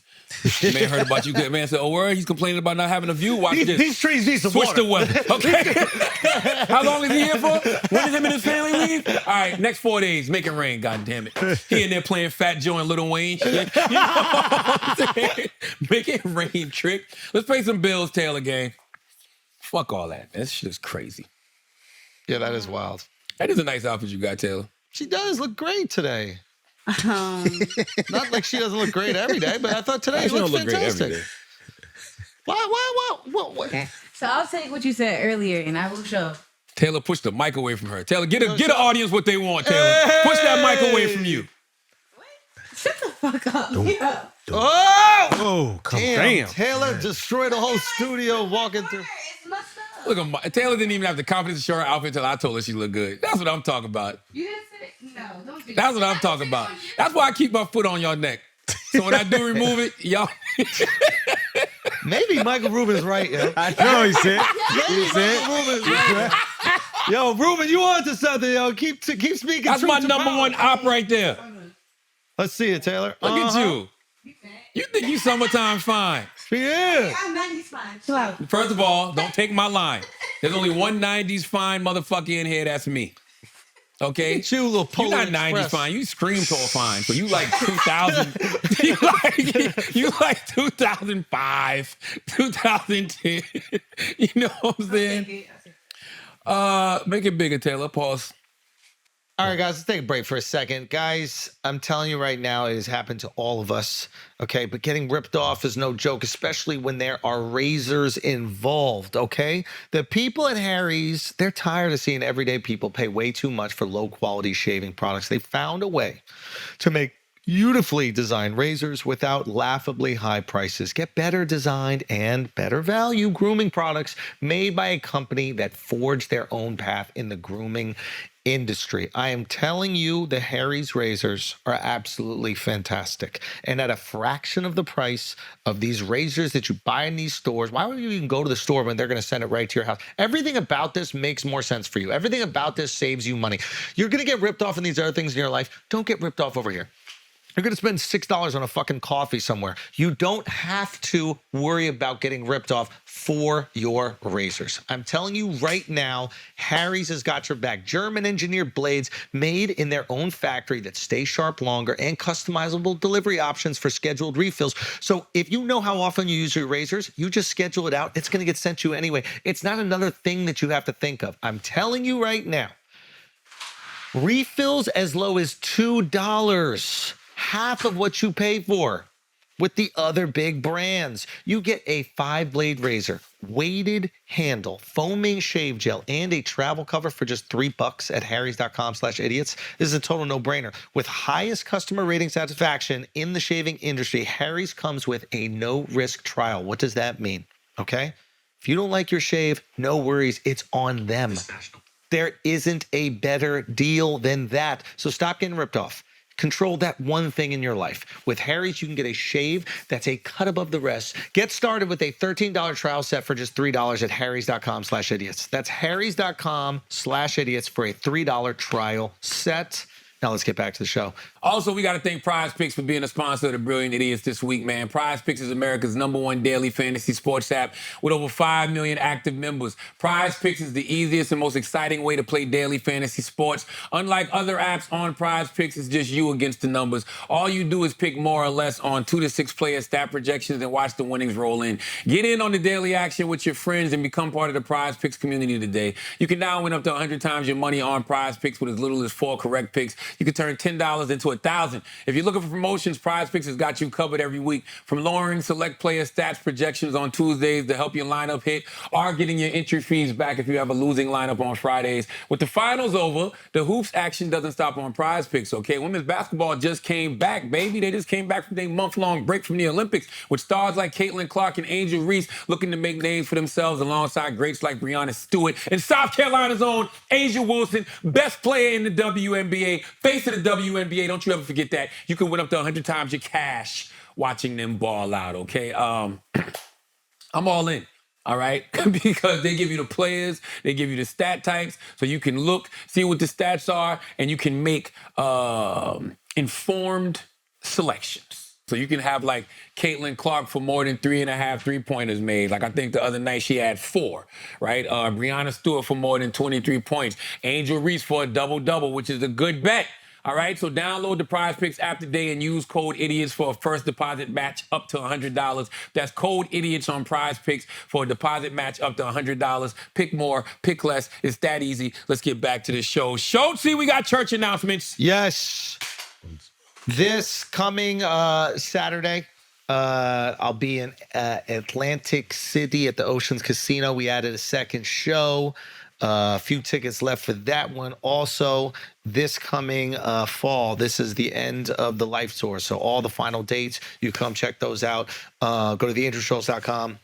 We added shows, another show or a couple shows in Denver, San Jose, Cincinnati, Cleveland, Columbus, Portland, a bunch of other cities. San Antonio, we added another show as well. Go get those. We're in Las Vegas as well, the same weekend as the Sphere. So Friday you come to the show. Saturday you go watch UFC at the Sphere. It's a hell of a fucking weekend.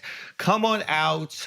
This is the end, man. We're going to go film a special at the end of this. Also, last tour date for the Life Tour is going to be Honolulu, Hawaii, the Bladesdale Arena. Bladesdale, sorry if I mispronounce it. TheAndrewSchulz.com. Go get them. Not at the ticket resellers. You go get them at TheAndrewSchulz.com so you pay what you should. Thank you guys so much. Did you pick where you're going to do the special at? Yeah, we did. Okay. We did. I'm going to come to that too. I'm going to be in Atlantic City this Saturday. My I'm man. Come to the special too. Thank you, bro. My book, Get Honest and Die Lying, Why Small Talk Sucks. It's out right now wherever you buy books. There's something else I wanted to fucking talk about, and I forgot just that fast for church announcements. Whatever. If it comes back to me, it does. If not, it is what it is. What else we got, Taylor Gang? Oh, shout out to the Hollywood Reporter, man. What happened? Pull that up, Taylor. The Hollywood Reporter, they put out the most powerful people in podcasting. Let's go. I appreciate all this, you know what I'm saying? Because like I told y'all this last year, my name ends up on a lot of lists, you know, whether it's complex, most powerful in hip hop, whether it's, you know, most powerful in podcasting, or, you know, most recently Mediaite has been having me the last few years as one of the top people in news. So, you know, I appreciate all this. But I'm going to tell you why I like the Hollywood Reporter list. Scroll up, Taylor. Scroll up. Because they actually define what they think power is. That's the problem I have with the complex list. They say the most powerful people in hip-hop, but they don't say what it is. It says, for this, from true crime masters to comedy titans, here are the on-air talent and behind-the-scenes deal makers, increasingly the same folks who are topping the charts and redefining the sector. So these are people who, you know, have big audiences when it comes to just their podcast as talent, but also they're doing the business. Like, for example, make that bigger, Taylor. This is good information for people to have. Like, it says podcasters enter this maturity in which the eye-watering spending sprees of the early 2020s have given way to more rational deal-making, which is very true. But even amid last year's relative slowdown, the sector saw several marquee acquisitions, and then it talks about some. To me, this is what power is, right? Like Smartless, hosted by Jason Bateman, Will Arnett, Sean Hayes. They moved from Wondery over to SiriusXM, and the deal said to be worth more than $100 million. Wow. Wondery, in turn, nabbed Armchair Expert, co-hosted by Dax Shepard, from Spotify, in an $80 million deal. Not to be outdone, Caller Dalley's Alex Cooper and the brothers Kelsey, with their New Heights podcast, are said to be seeking 9-digit paydays of their own. Alex Cooper's probably going to end up at Sirius for $100 million. I don't know where the Kelsey brothers going to So end Sirius is making some big moves in podcasts. Man, yes, absolutely. Wow. And it talks about this with Spotify. Instead of locking podcasts into exclusive distribution deals, as has been the initial model for Spotify in particular, companies are largely signing exclusive sales and first-look agreements with podcasters while seeing their shows distributed across all platforms. Which makes sense for them. It's been the iHeart way. It's been our model. Okay? It's about time y'all figured it out. Spotify, for instance, re-upped with its biggest name, Joe Rogan, in February, yet ceded exclusive audio distribution that long had been part of his agreement, which I think is great, because the wider you put somebody like Joe Rogan, the more numbers you fucking get. Also, if you're putting the ads on, if you have exclusive ad rights, wouldn't you want those ads to go to as many different people as possible? Simple as that. So you put it on YouTube, you put it on Spotify, put it on everywhere. That makes perfect sense. So it says the change comes as more companies now have well-established podcasting businesses with built-up advertising bases. The sector also has been forced to hunker down on financials, with Spotify and others conducting layoffs and making programming cuts in an effort to make the segment more profitable. While the model is evolving, with video also becoming a bigger element, podcast listenership is still on the rise in 2024, and advertising is expected to follow suit. Everybody may have a podcast, as the cliche goes, but as the podcasting titans on the following page demonstrate, there's still plenty of room to grow.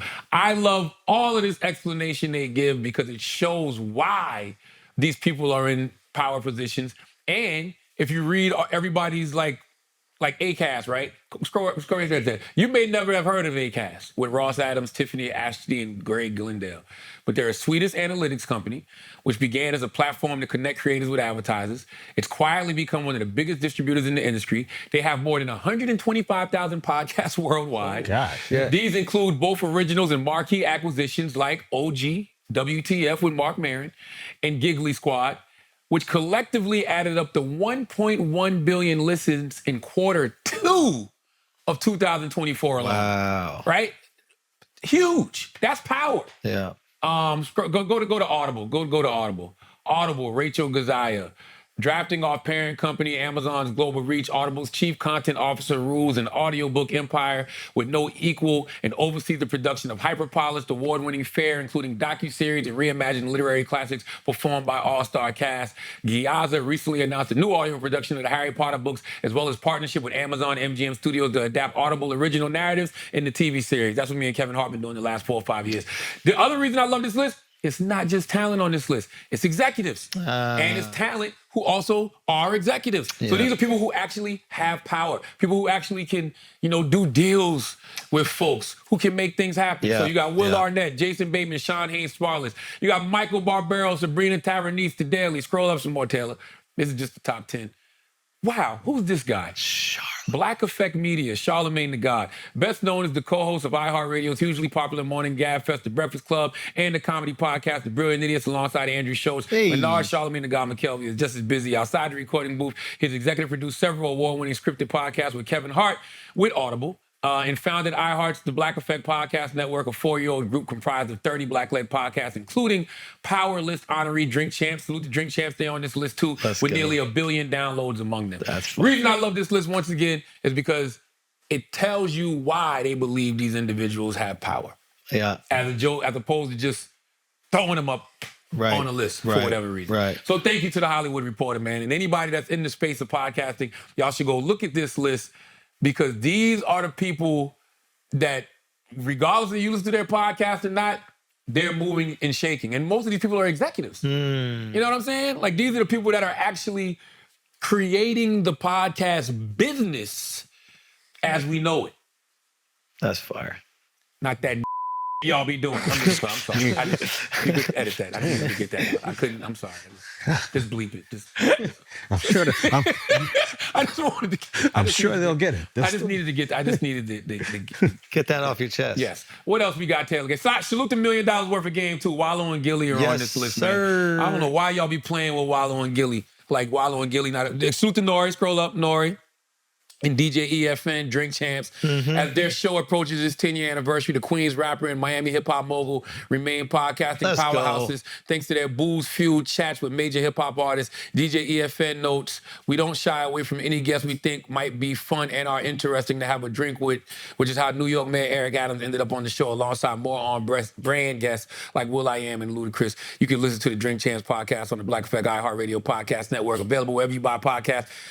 I subscribe to podcasts, and Drink Champs is about to be, they got a network too. They about to start rolling out some shows, man. Let's go. Yeah. Gilly the King, Wallow, $1 million worth of game on their weekly podcast. Philadelphia rapper Gilly the King and social media influencer Wallow discuss music and personal experiences and riff with featured guests like Cardi B, Alicia Keys, Lotto, and Offset. The $1 million worth of game co-host revealed this year that they turned down a multi-million-dollar deal from Spotify because they wanted to own us. Then they say Barstool Sports offered them an even better deal for 5 times more. Shout out to Gilly and Wallow, man. My guys. Love to see it. Love to see it. It's fire. What else we got, Taylor Gang? Is Colin Kaepernick still going after it or what? Yeah. Colin Kaepernick still angling for a comeback. 70. I don't believe this. I don't believe it. I don't believe that this is even a real story. This is new? Yeah. Let me hear what he said. Train is still pushing. So hopefully we just gotta get one of these team owners to open up. What would it mean to you to play NFL again? I mean, it's something I've trained my whole life for. So to be able to step back on the field, I think that would be a major moment, major accomplishment for me. Also, I think it's something that I could bring a lot to a team and help them win a championship. Didn't Jim Harbaugh offer Colin a coaching job? I saw that recently. But they I don't know if it was rescinded or just was vetted a couple days ago. That's what Colin I swear we said this on here before. What? Colin Kaepernick should be a coach. Why? Why not? Go take a job. Like, man, go take a job at the I think we said here, go take a job at the HBC. I feel like we had that conversation not in the NFL, yeah. But I mean, but Harbaugh offered him one. Kaepernick won't be on staff this year. Why? Click on the CNN article that says Colin Kaepernick won't take the CNN job. I didn't see this. Right under it, right there. Colin Kaepernick won't be on the LA Chargers this year, says head coach Jim Harbaugh. Scroll up. Colin Kaepernick won't be joining the Los Angeles Chargers as a coach on a player. Make it bigger, Taylor. I'm trying to. Says he's not going to be on the coaching staff or a player this year.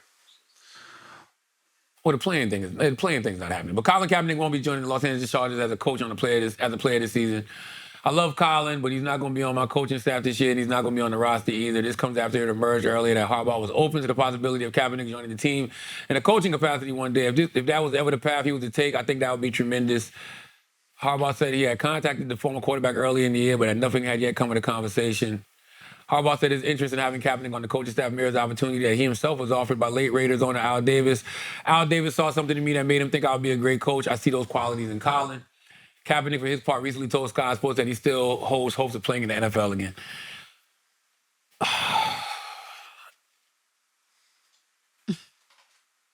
I feel like I said this before, but I feel like if you continue to hold, I'm gonna quote Thanos from the Avengers. I'm gonna paraphrase him. If you continue to hold on to what was, then you'll never see the possibilities of what can be. So I understand Cap still wants to play in the NFL. I understand the dream. But at some point, you got to let it go to see what else the universe has in store for you.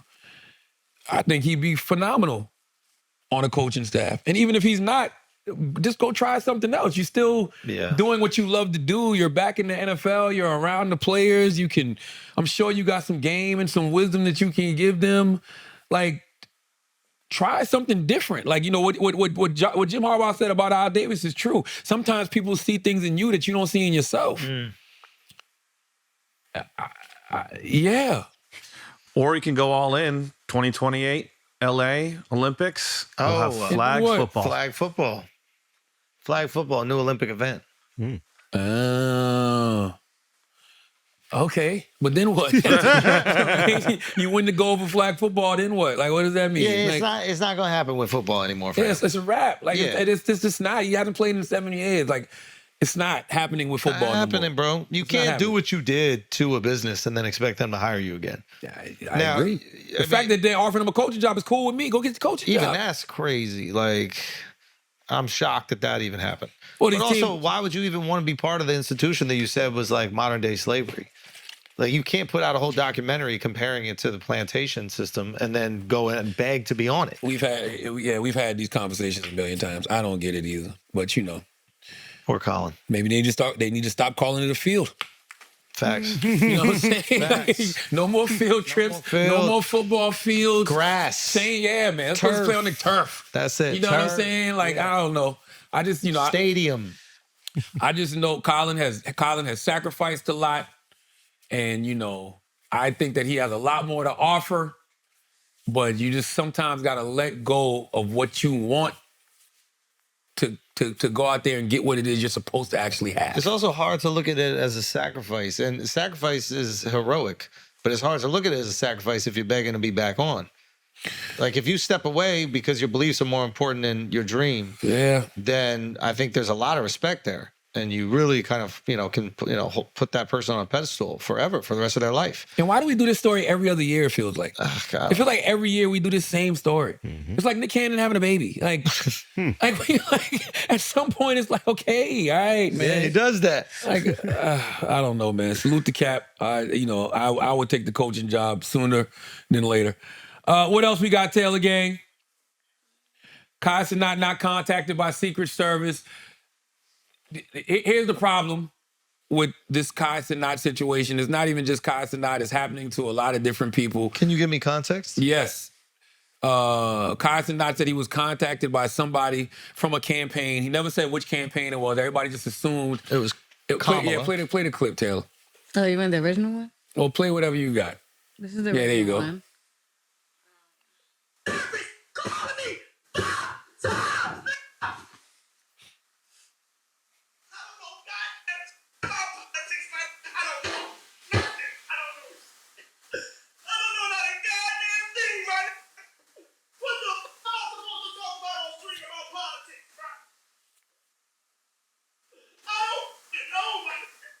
Now, here's the thing. It's so goddamn wrong.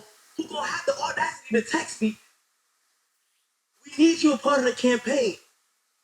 At first, I was thinking she was talking about like a game, a video game, like a modern warfare game, or if not that, a clothing brand. I'm like, what campaign? Shorty gonna say,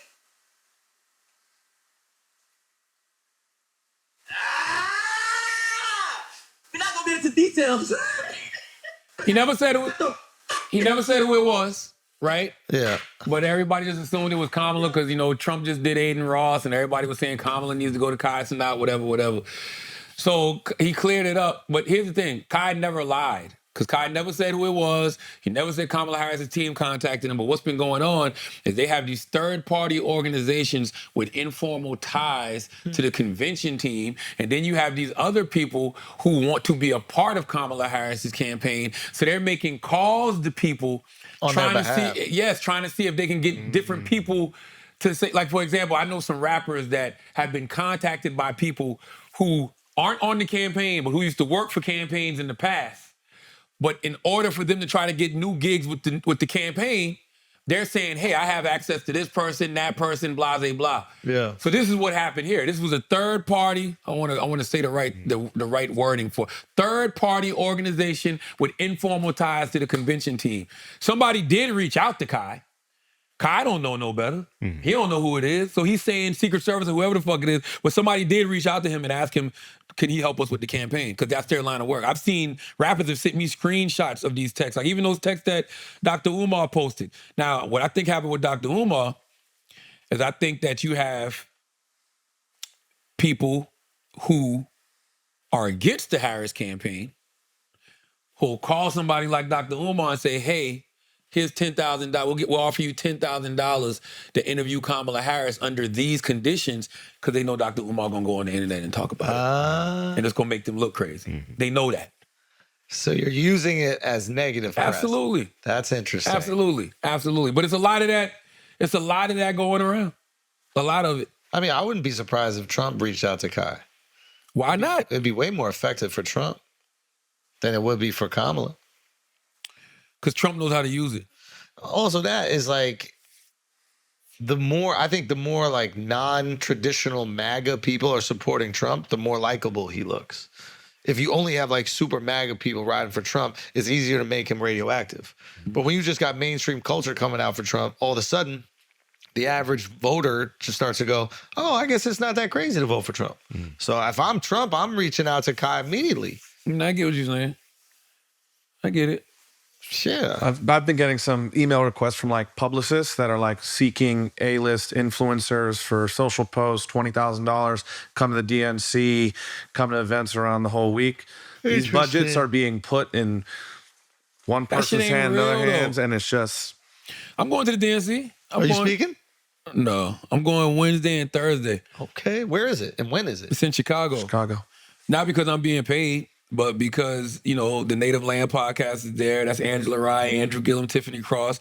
You know, we got a company with iHeart called Reason Choice Media, so they definitely need to be there. And I'm like, shit, why not? I've never been to one, you know? And the first thing they said to me when I said I wanted to go, they was like, but you didn't go to the RNC. I'm like, nobody asked me to go to the RNC either. If they would have asked me, I might have went. Just to see what it's about. Hell like, yeah. I want to go see what the fuck's going on. Be there for the spectacle. They asked me to go to the DNC. They was like, yo, are you coming to the DNC? And I was like, never thought about it. And I had multiple people asking me. So I'm like, sure, why not go to the DNC? Ain't nobody paying for me for shit. Where's all this money at? That's what the fuck I be wanting to know. All these motherfuckers talking about all this money. Why ain't nobody offering me no goddamn money? Yeah, he's just doing it for the love. You know what I'm saying? Dr. Umar said Ricky Smiley, Steve Harvey, which I know they not getting paid. But all I'm saying, ain't nobody even offering me shit. Offer me something. I'm tired of getting accused on the internet for taking money. Where is the goddamn money? Y'all said I take money for mental health. Y'all say I take money for the politicians. Where is the money? Okay? Make me an offer. At least let me see if it's worth it. Okay? Every time I open my mouth about something, you're getting paid for this. You get paid to push mental health. Where is the money? How much to support Trump? How much to endorse Trump? Make me an offer. I wouldn't do it. 10 million. Nah. 100 million. Define, hold on. Pre-tax? Hold on. Define endorse. What do you mean? You got to say, I am voting for President Donald Trump. Nah. And I think you guys should too. Nah, I couldn't. And you get $500 million. Nah, I couldn't do it. I really couldn't do that. I couldn't do it. I couldn't $500 I couldn't live with myself. $1 million. I haven't gotten this far doing shit like that. Meaning, like, I really am a person that believes your word is more valuable than anything. If you can be bought, you just a hoe. Like, what's your hoe price? I don't. I've never been made an offer. I'm making you one. Clearly, I ain't a good enough hoe. 500 million. Nah. $1 billion. To do what? I just said that. Just said it. Nah, I couldn't do that. Not to endorse Trump. For $1 billion? kiss a guy with your tongue on his dick? No way. For $1 billion. Nah, I got a dad. Now, when my dad died, then those bullshit.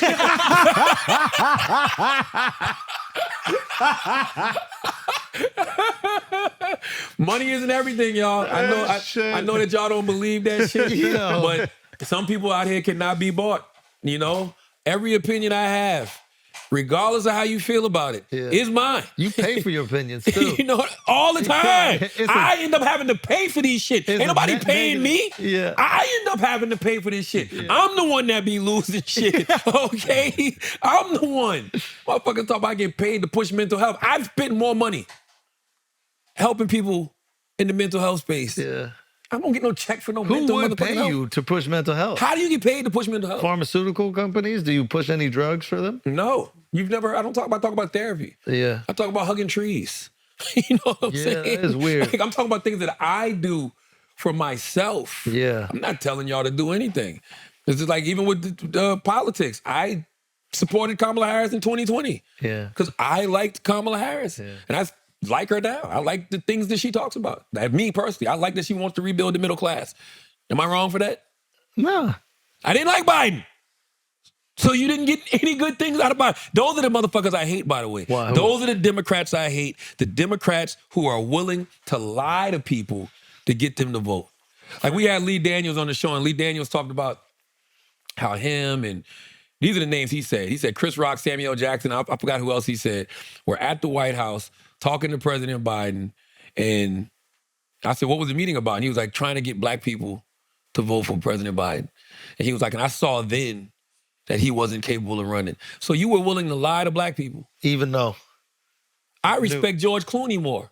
Yeah. Because George Clooney not only raised more money in a single fundraiser for the Biden campaign than anybody, when he saw that Joe Biden wasn't capable, he said, I'm not doing it. He went out there and wrote a letter about it and was like, yo, he needs to step down. Wow. Same thing I was saying. Y'all care so much, but clearly he's not going to win in November. Yeah. He's not going to win looking like this, so he should step down. I don't respect you if you were willing to lie to people about his condition just because you're so beholden to a party. That's whack to me. It's like Republicans who are so beholden to the party that they're willing to let Trump say racist shit, sexist shit, whatever, just because they just like, fuck it. That's stupid to me. I respect the Republicans that are like, he don't represent us. This ain't what we about. I respect that. I don't respect motherfuckers that's willing to lie to people just because they're so beholden to a party. Yeah. And I think everybody should sit back and write down a list of people who were willing to say things like, you know, I'd vote for Joe Biden if he was a corpse and this and that and all this other shit. Write all of that shit down and know you really can't trust those people. Yeah, that's facts. You really can't trust those people. Because those same people should have been the ones saying, when they heard Joe Biden saying shit like, there's 50 other people that can beat Trump, well, please, Mr. President, step down. Let them go. So these other 50 people can step up. Yeah. I saw somebody say, I saw a Republican say this. Forgot the guy's name on CNN. And I don't know if I believe this to be true, but he said that any other Republican other than Trump right now would be up 10 points on Kamala. Really? That's what he said today. I saw it this morning. I can't remember the guy's name. He said any other Republican would be up 10 points on Kamala. That's how motherfuckers felt about Trump last year. They was like any other Democrat would be up 5 to 6 points against Trump. Yeah. Anybody but him. This is the worst possible person you can run. Now, look, Kamala's up. The national poll came out today. She's up 4 points in every national poll. Wow. Duh. Don't trust anybody who was willing to lie to you. Okay? Yeah. If you lie to somebody about Democrats, they won't trust you when you tell them about Republicans. If you're a Republican who lies about Republicans, they won't trust you when you tell them about Democrats. Don't be so beholden to these motherfucking parties, man. There are a lot of people that are so beholden to the party that they can't even see outside of it. At all. Yeah. It's kind of dangerous. Very. Think about it. Very. Let's pay some bills and do some Asking Idiots, man. Okay, let's do it. All right, let's take a break. You know, the kids are going to be back to school. Down south, they already are back to school. Up north, they got a couple more weeks. But back to school means back to busy schedules. Chomps are the perfect on-the-go snack that you can always fit into the busiest of schedules, whether that's between classes, on the way to practice, or a much-needed protein pick-me-up for parents in the pickup lane. Chomps have the protein your body needs and the flavors you crave. Answer this question. How do Chomps fit into your busy back-to-school schedule? Looking for a healthy snack that doesn't compromise on taste? Say hello to Chomps. Chomps meets snacks have up to 12 grams of protein, 0 grams of sugar, and are made with only real ingredients. Finally, a snack that fills you up that's made of ingredients you can feel good about. Chomps comes in 10 delicious flavors, so there's something for everyone. They're made with only the highest quality protein like grass-fed and finished beef and antibiotic-free turkey. The only tough choice is what flavor to try first. Right now, Chomps is offering 10% off your first order when you sign up to their email list by going to chomps.com/idiots. Go to chomps.com/idiots to see all the delicious flavors and get 10% off your first order when you sign up to their email list. That's CHOMPS.com/idiots. Don't forget to use our link so they know we sent you. Also, this week's episode is brought to you by Squarespace. Gotta salute Squarespace. Squarespace been with Brilliant Idiots since the beginning, man. We've been doing this podcast for 11 years, so I just want to always thank Squarespace for supporting this week's episode of the podcast, but years and years of the Brilliant Idiots podcast. Squarespace is the all-in-one website platform for entrepreneurs to stand out and succeed online. Whether you're just starting out or managing a growing brand, Squarespace makes it easy to create a beautiful website, engage with your audience, and sell anything from products to content to time, all in one place, all on your terms. Start a completely personalized website with the new guided design system, Squarespace Blueprint. Squarespace Blueprint. Choose from professionally curated layout and styling options to build a unique online presence from the ground up, tailored to your brand or business and optimized for every device. Easily launch your website and get discovered fast with integrated optimized SEO tools so you show up more often to more people and grow the way you want. With Fluid Engine, the next generation website editor from Squarespace, it's never been easier for anyone to unlock unbreakable creativity. Choose your website starting point and customize every design detail with reimagined drag and drop technology for desktop or mobile. Stretch your imagination online with Fluid Engine included in any new Squarespace site. Head to squarespace.com for a free trial. And when you're ready to launch, go to squarespace.com/idiots to save 10% off your first purchase of a website or domain. That's squarespace.com/idiots to save 10% off your first purchase of a website or domain. Let's do some Asking Idiots. Chris Maddox. How many hours a day does Charla read? I devote 1 hour a day to reading. Oh, really? Absolutely. Every day. I'm talking about out of an actual book. I mean, I'm always reading articles and stuff like that. But out of an actual book, I devote an hour a day. If it's a book I'm not reading, but I'm listening to, probably like 2 hours, because I just do it on my commute. So I do it on driving into work and driving on the way back to work. But actually picking up a book reading, I devote 1 hour a day to reading. I make my kids do it. Everybody has to read 1 hour a day. Everything shuts off in the house. When do you guys do it? Like, what hour is reading time? Oh, probably evening time. So after dinner or before dinner? After dinner. Interesting. Usually after dinner, right before bed. Everything cut off. Everybody pick up a book. You got to read a book. You got to. That's dope. That's really dope. Yeah, I would love to do that. It's a great idea. A Preezy 4. No. Okay, ask. Read the question. Preezy 4 says, Charla, would you ever do a duet book with your wife? No. Why not? I don't think I'm ready for that level of vulnerability. Like, your wife brings out a different level of vulnerability.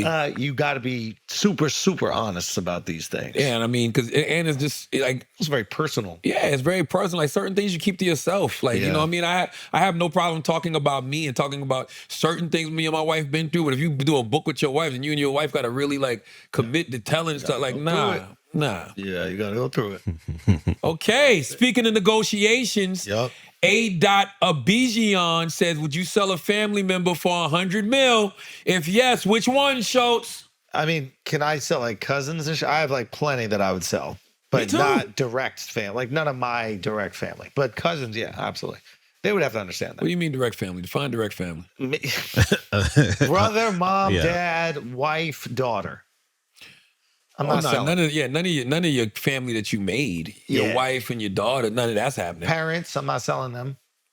I'm not selling the parents. Yo, you think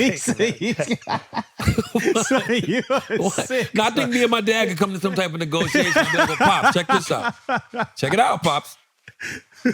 You're older. It's $100 million. How many years you got left? It's $100 million. I'm gonna throw you 20. Yeah. You go be with this family, they're not going to want you. They're going to send you back anyway. That's a good thing. If you have confidence that they're going to throw them away, Yes. now you got the 100 yes, million. Yes. Wow. Like we can negotiate. Would you? And what would I be selling the family member for exactly? Is it like hard labor? Yeah. Is it sex? Yeah. What do they want from my family member? Yeah. There's a lot more details we need to know. Yeah, I need more detail. Yeah, Bejan, break this down some more and we can answer this question another Next time. week, yeah. Give me more details. Would I be selling them for what? Oscar B. Savage on them. Ooh, it's a good question. What's one piece of advice you can give your children for life, Schultz? What's one piece of advice you can give your children for life? Whoa, that's a heavy one. Piece of advice you give your children for life. Golden rule, man. Yeah, it's a great one. Golden rule. Doing to others as you would have them doing to you. That's it. I think that's a good one. I mean, everything derives from that, right? If you really believe it, that is the greatest piece of advice for all of us. If we truly believe it, do unto others as you would have them do unto you. I feel like sometimes in my life I'm the only person who believes that shit, because the reality is I'm willing to deal with anything that I'm willing to do to somebody else. You know what I'm saying? I'm not doing nothing to nobody or saying nothing about nobody that I can't handle being said about me or done to me. Yeah, and that's the golden rule, right? Yeah, yeah. But what if you're willing to talk bad about a person because you can take it? That's still not nice to the other person. Depends what I'm saying.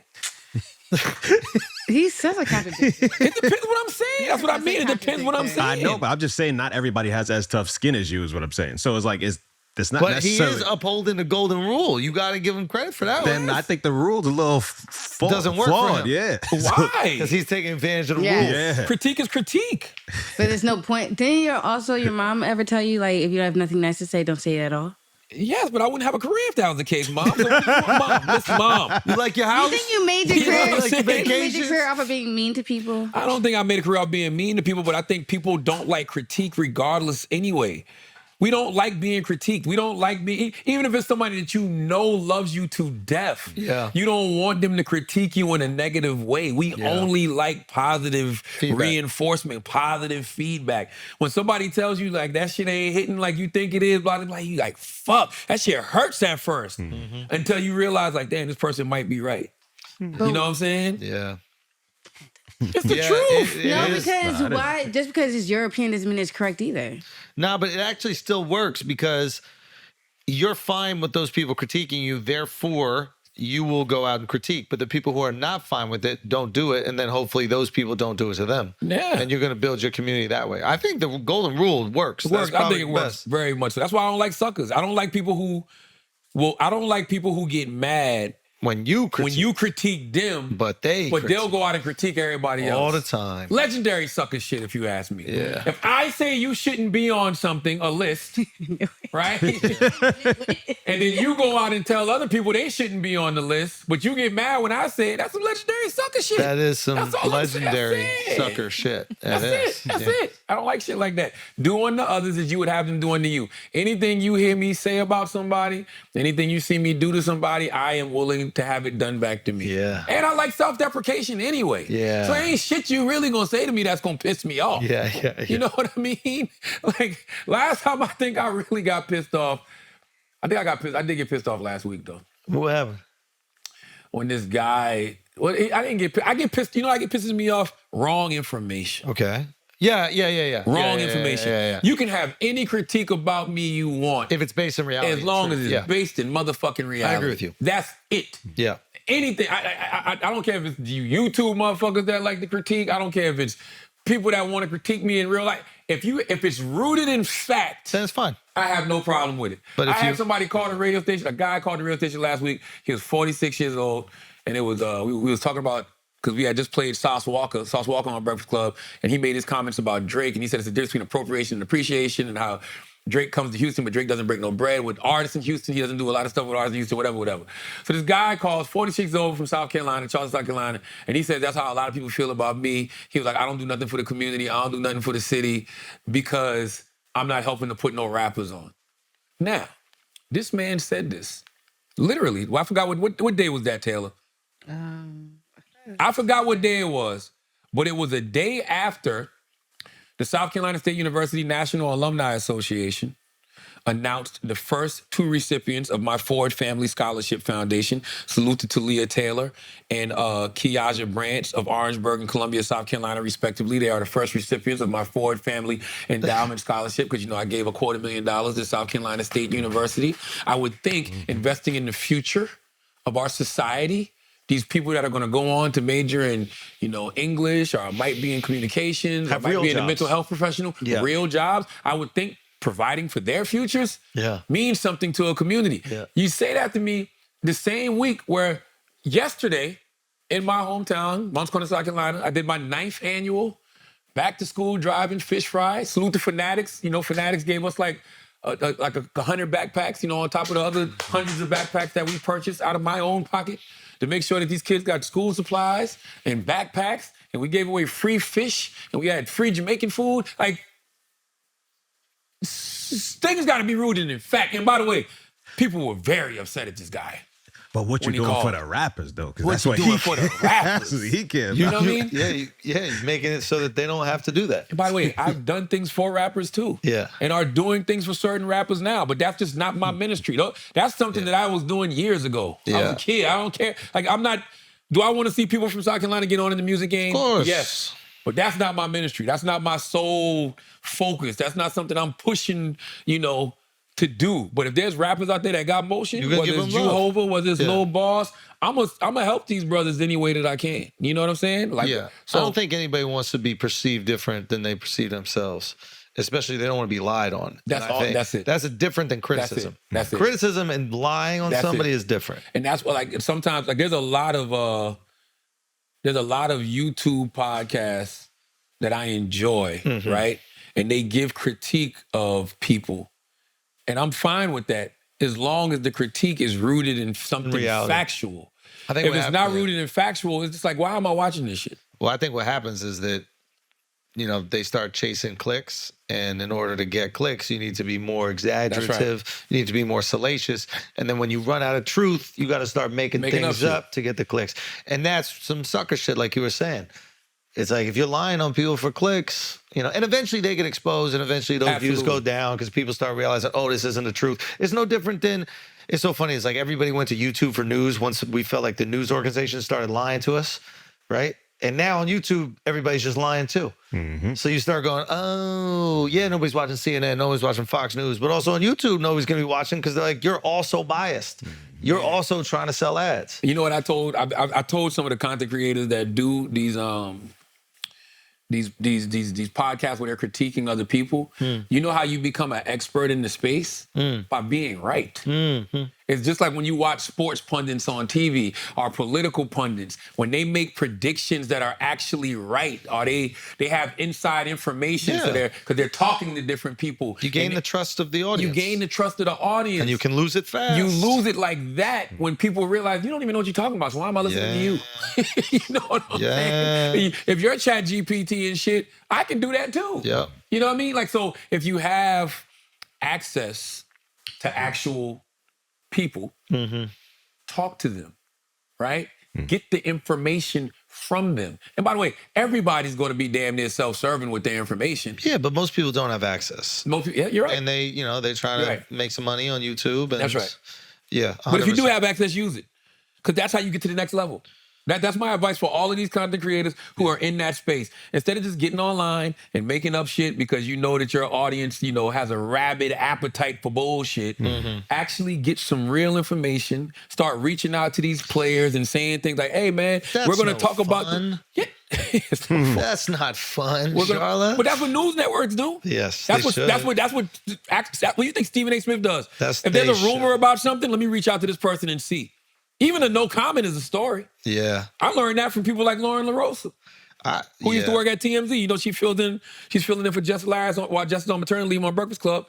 Fantastic. She was a senior news producer at TMZ. She taught me that even a no comment is a story. Yeah. If there's something out there about a person, and they said no comment, you reach out, and even if that person says no comment, that's a story. Yeah. That's something at least you can report. I reached out to them to see what they had to say about this story, and they replied no comment. Yeah. Oh, wow. I would also say focus on your art. What's your art? What's your art? Critiquing is the easiest thing to do. You don't have to create anything. You gotta what? Taylor's up to? She just get these little things when she start looking at me like she want to swing on me, man. And I don't know what her problem is. I don't know why she do that.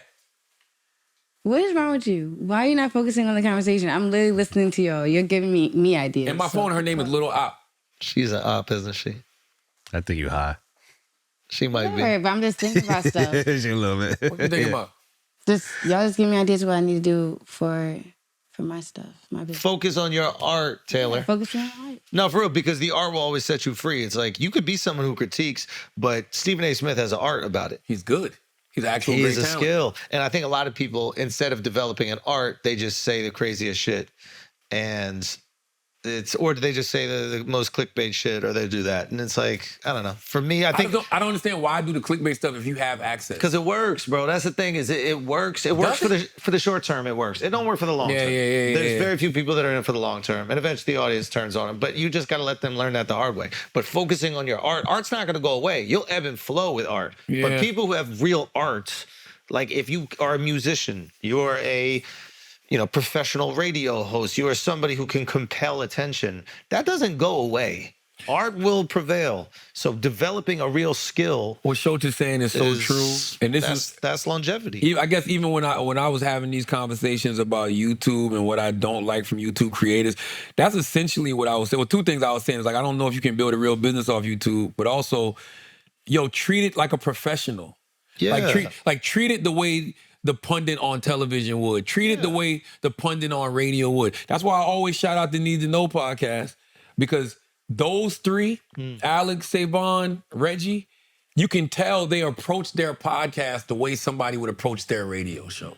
The way somebody would approach their TV show. They have actual facts. It is rooted in real information. You know what I mean? Yeah. And so that's what keeps me coming back every week, because I'm like, regardless of how I feel about their opinions, I know it's rooted in something real. Truth is art.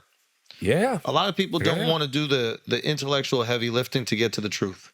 So once you find someone that is willing to do that, that's willing to read the articles, do the research, you gravitate towards it. Yes, fuck your opinion. Your opinion is great, but it got to be rooted in real information. Brilliant Idiots shoots bad opinions, but we root it in real information. Or just complete false jokes. Which is, but we tell them that. But that's our art. That's the satire of it all. Yeah. Yes. But yeah. So I think, just focus on your art. What's your skill? Because here's the reality is like, if you don't have a skill, other people are going to enter your field, and some of them are going to have art. They're going to have a skill. And you will be obsolete. That's right. So you better be careful. You want to build that moat. The best way to build your moat is just to have great art. Like, for example, this question, Falling Brook Media. How many people wouldn't even motherfucking touch this question? Brilliant Idiots can do this because this is what we do. Okay. Who would you rather have as a dad? Joe Biden or Donald J. Trump? Trump, without a doubt. Joe, one of his kids is a drug addict. What? Hunter. So? None of Trump's kids are drug addicts. What? I'm saying. That's what you're... I'm just saying. He's doing all right with the kids. But Joe Biden's a loving father, still staying by his son, even with the drug problems and all that. And still getting them jobs and stuff like that. Collect his money for Who would fucking you rather have as a dad, Joe Biden or are Trump? all sluts. God damn. Your daughter's going to be a slut regardless. Whoa! No, she's not. Listen, let me tell you something, Taylor. Don't tell us nothing. Okay, well, not say slut. What if she's like fucking his... Taylor, let me tell you something. If you told your father any of your sexcapades, no matter what they were, he would think you was being a slut. No, you don't. But it's different when it's daddy. Anything my daughter's doing with another man, I'm going to be like, what the fuck are you doing out here like a little hoe? You know what I'm saying? But isn't that just saying to know though too? Yes. Okay. How many dick? Tell your daddy you suck more than one dick.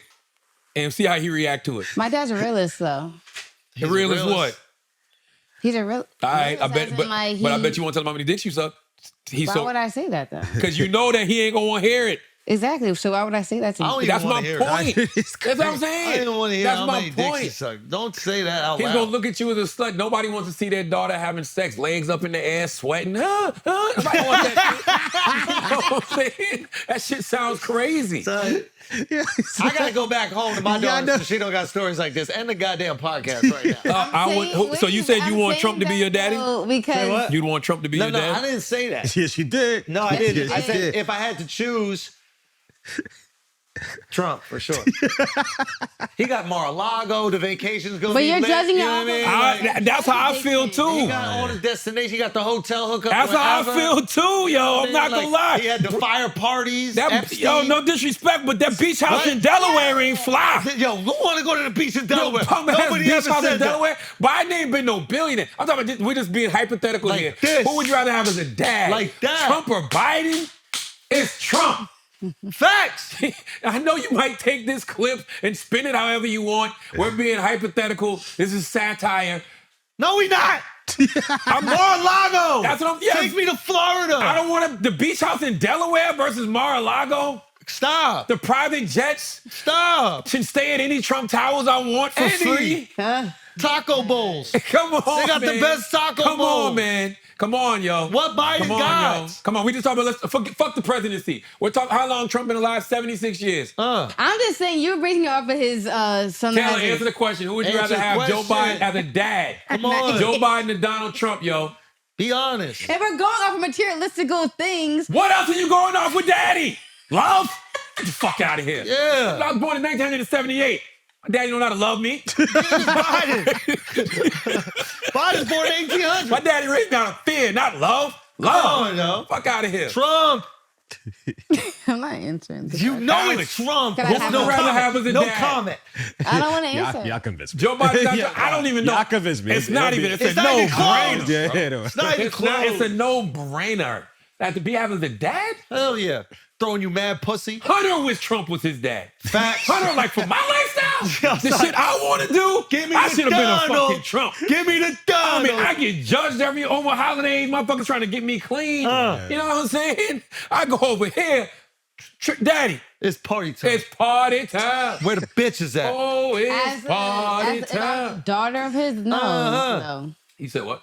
As a daughter of his, I think it's two different. Ivanka looks like she having a ball to me.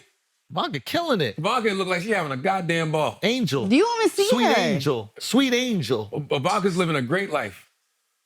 Okay. Jealous? It doesn't look like it. Jealous. Why does it not look like Whenever it? I saw her in Trump, she looked miserable. No, She's she not- looks She had happy. a job in the administration Yeah. with no political experience. You can't even get invited to a Black Effect dinner. Okay. Yeah, man. I ain't with Trump for president, but Trump for daddy? Daddy.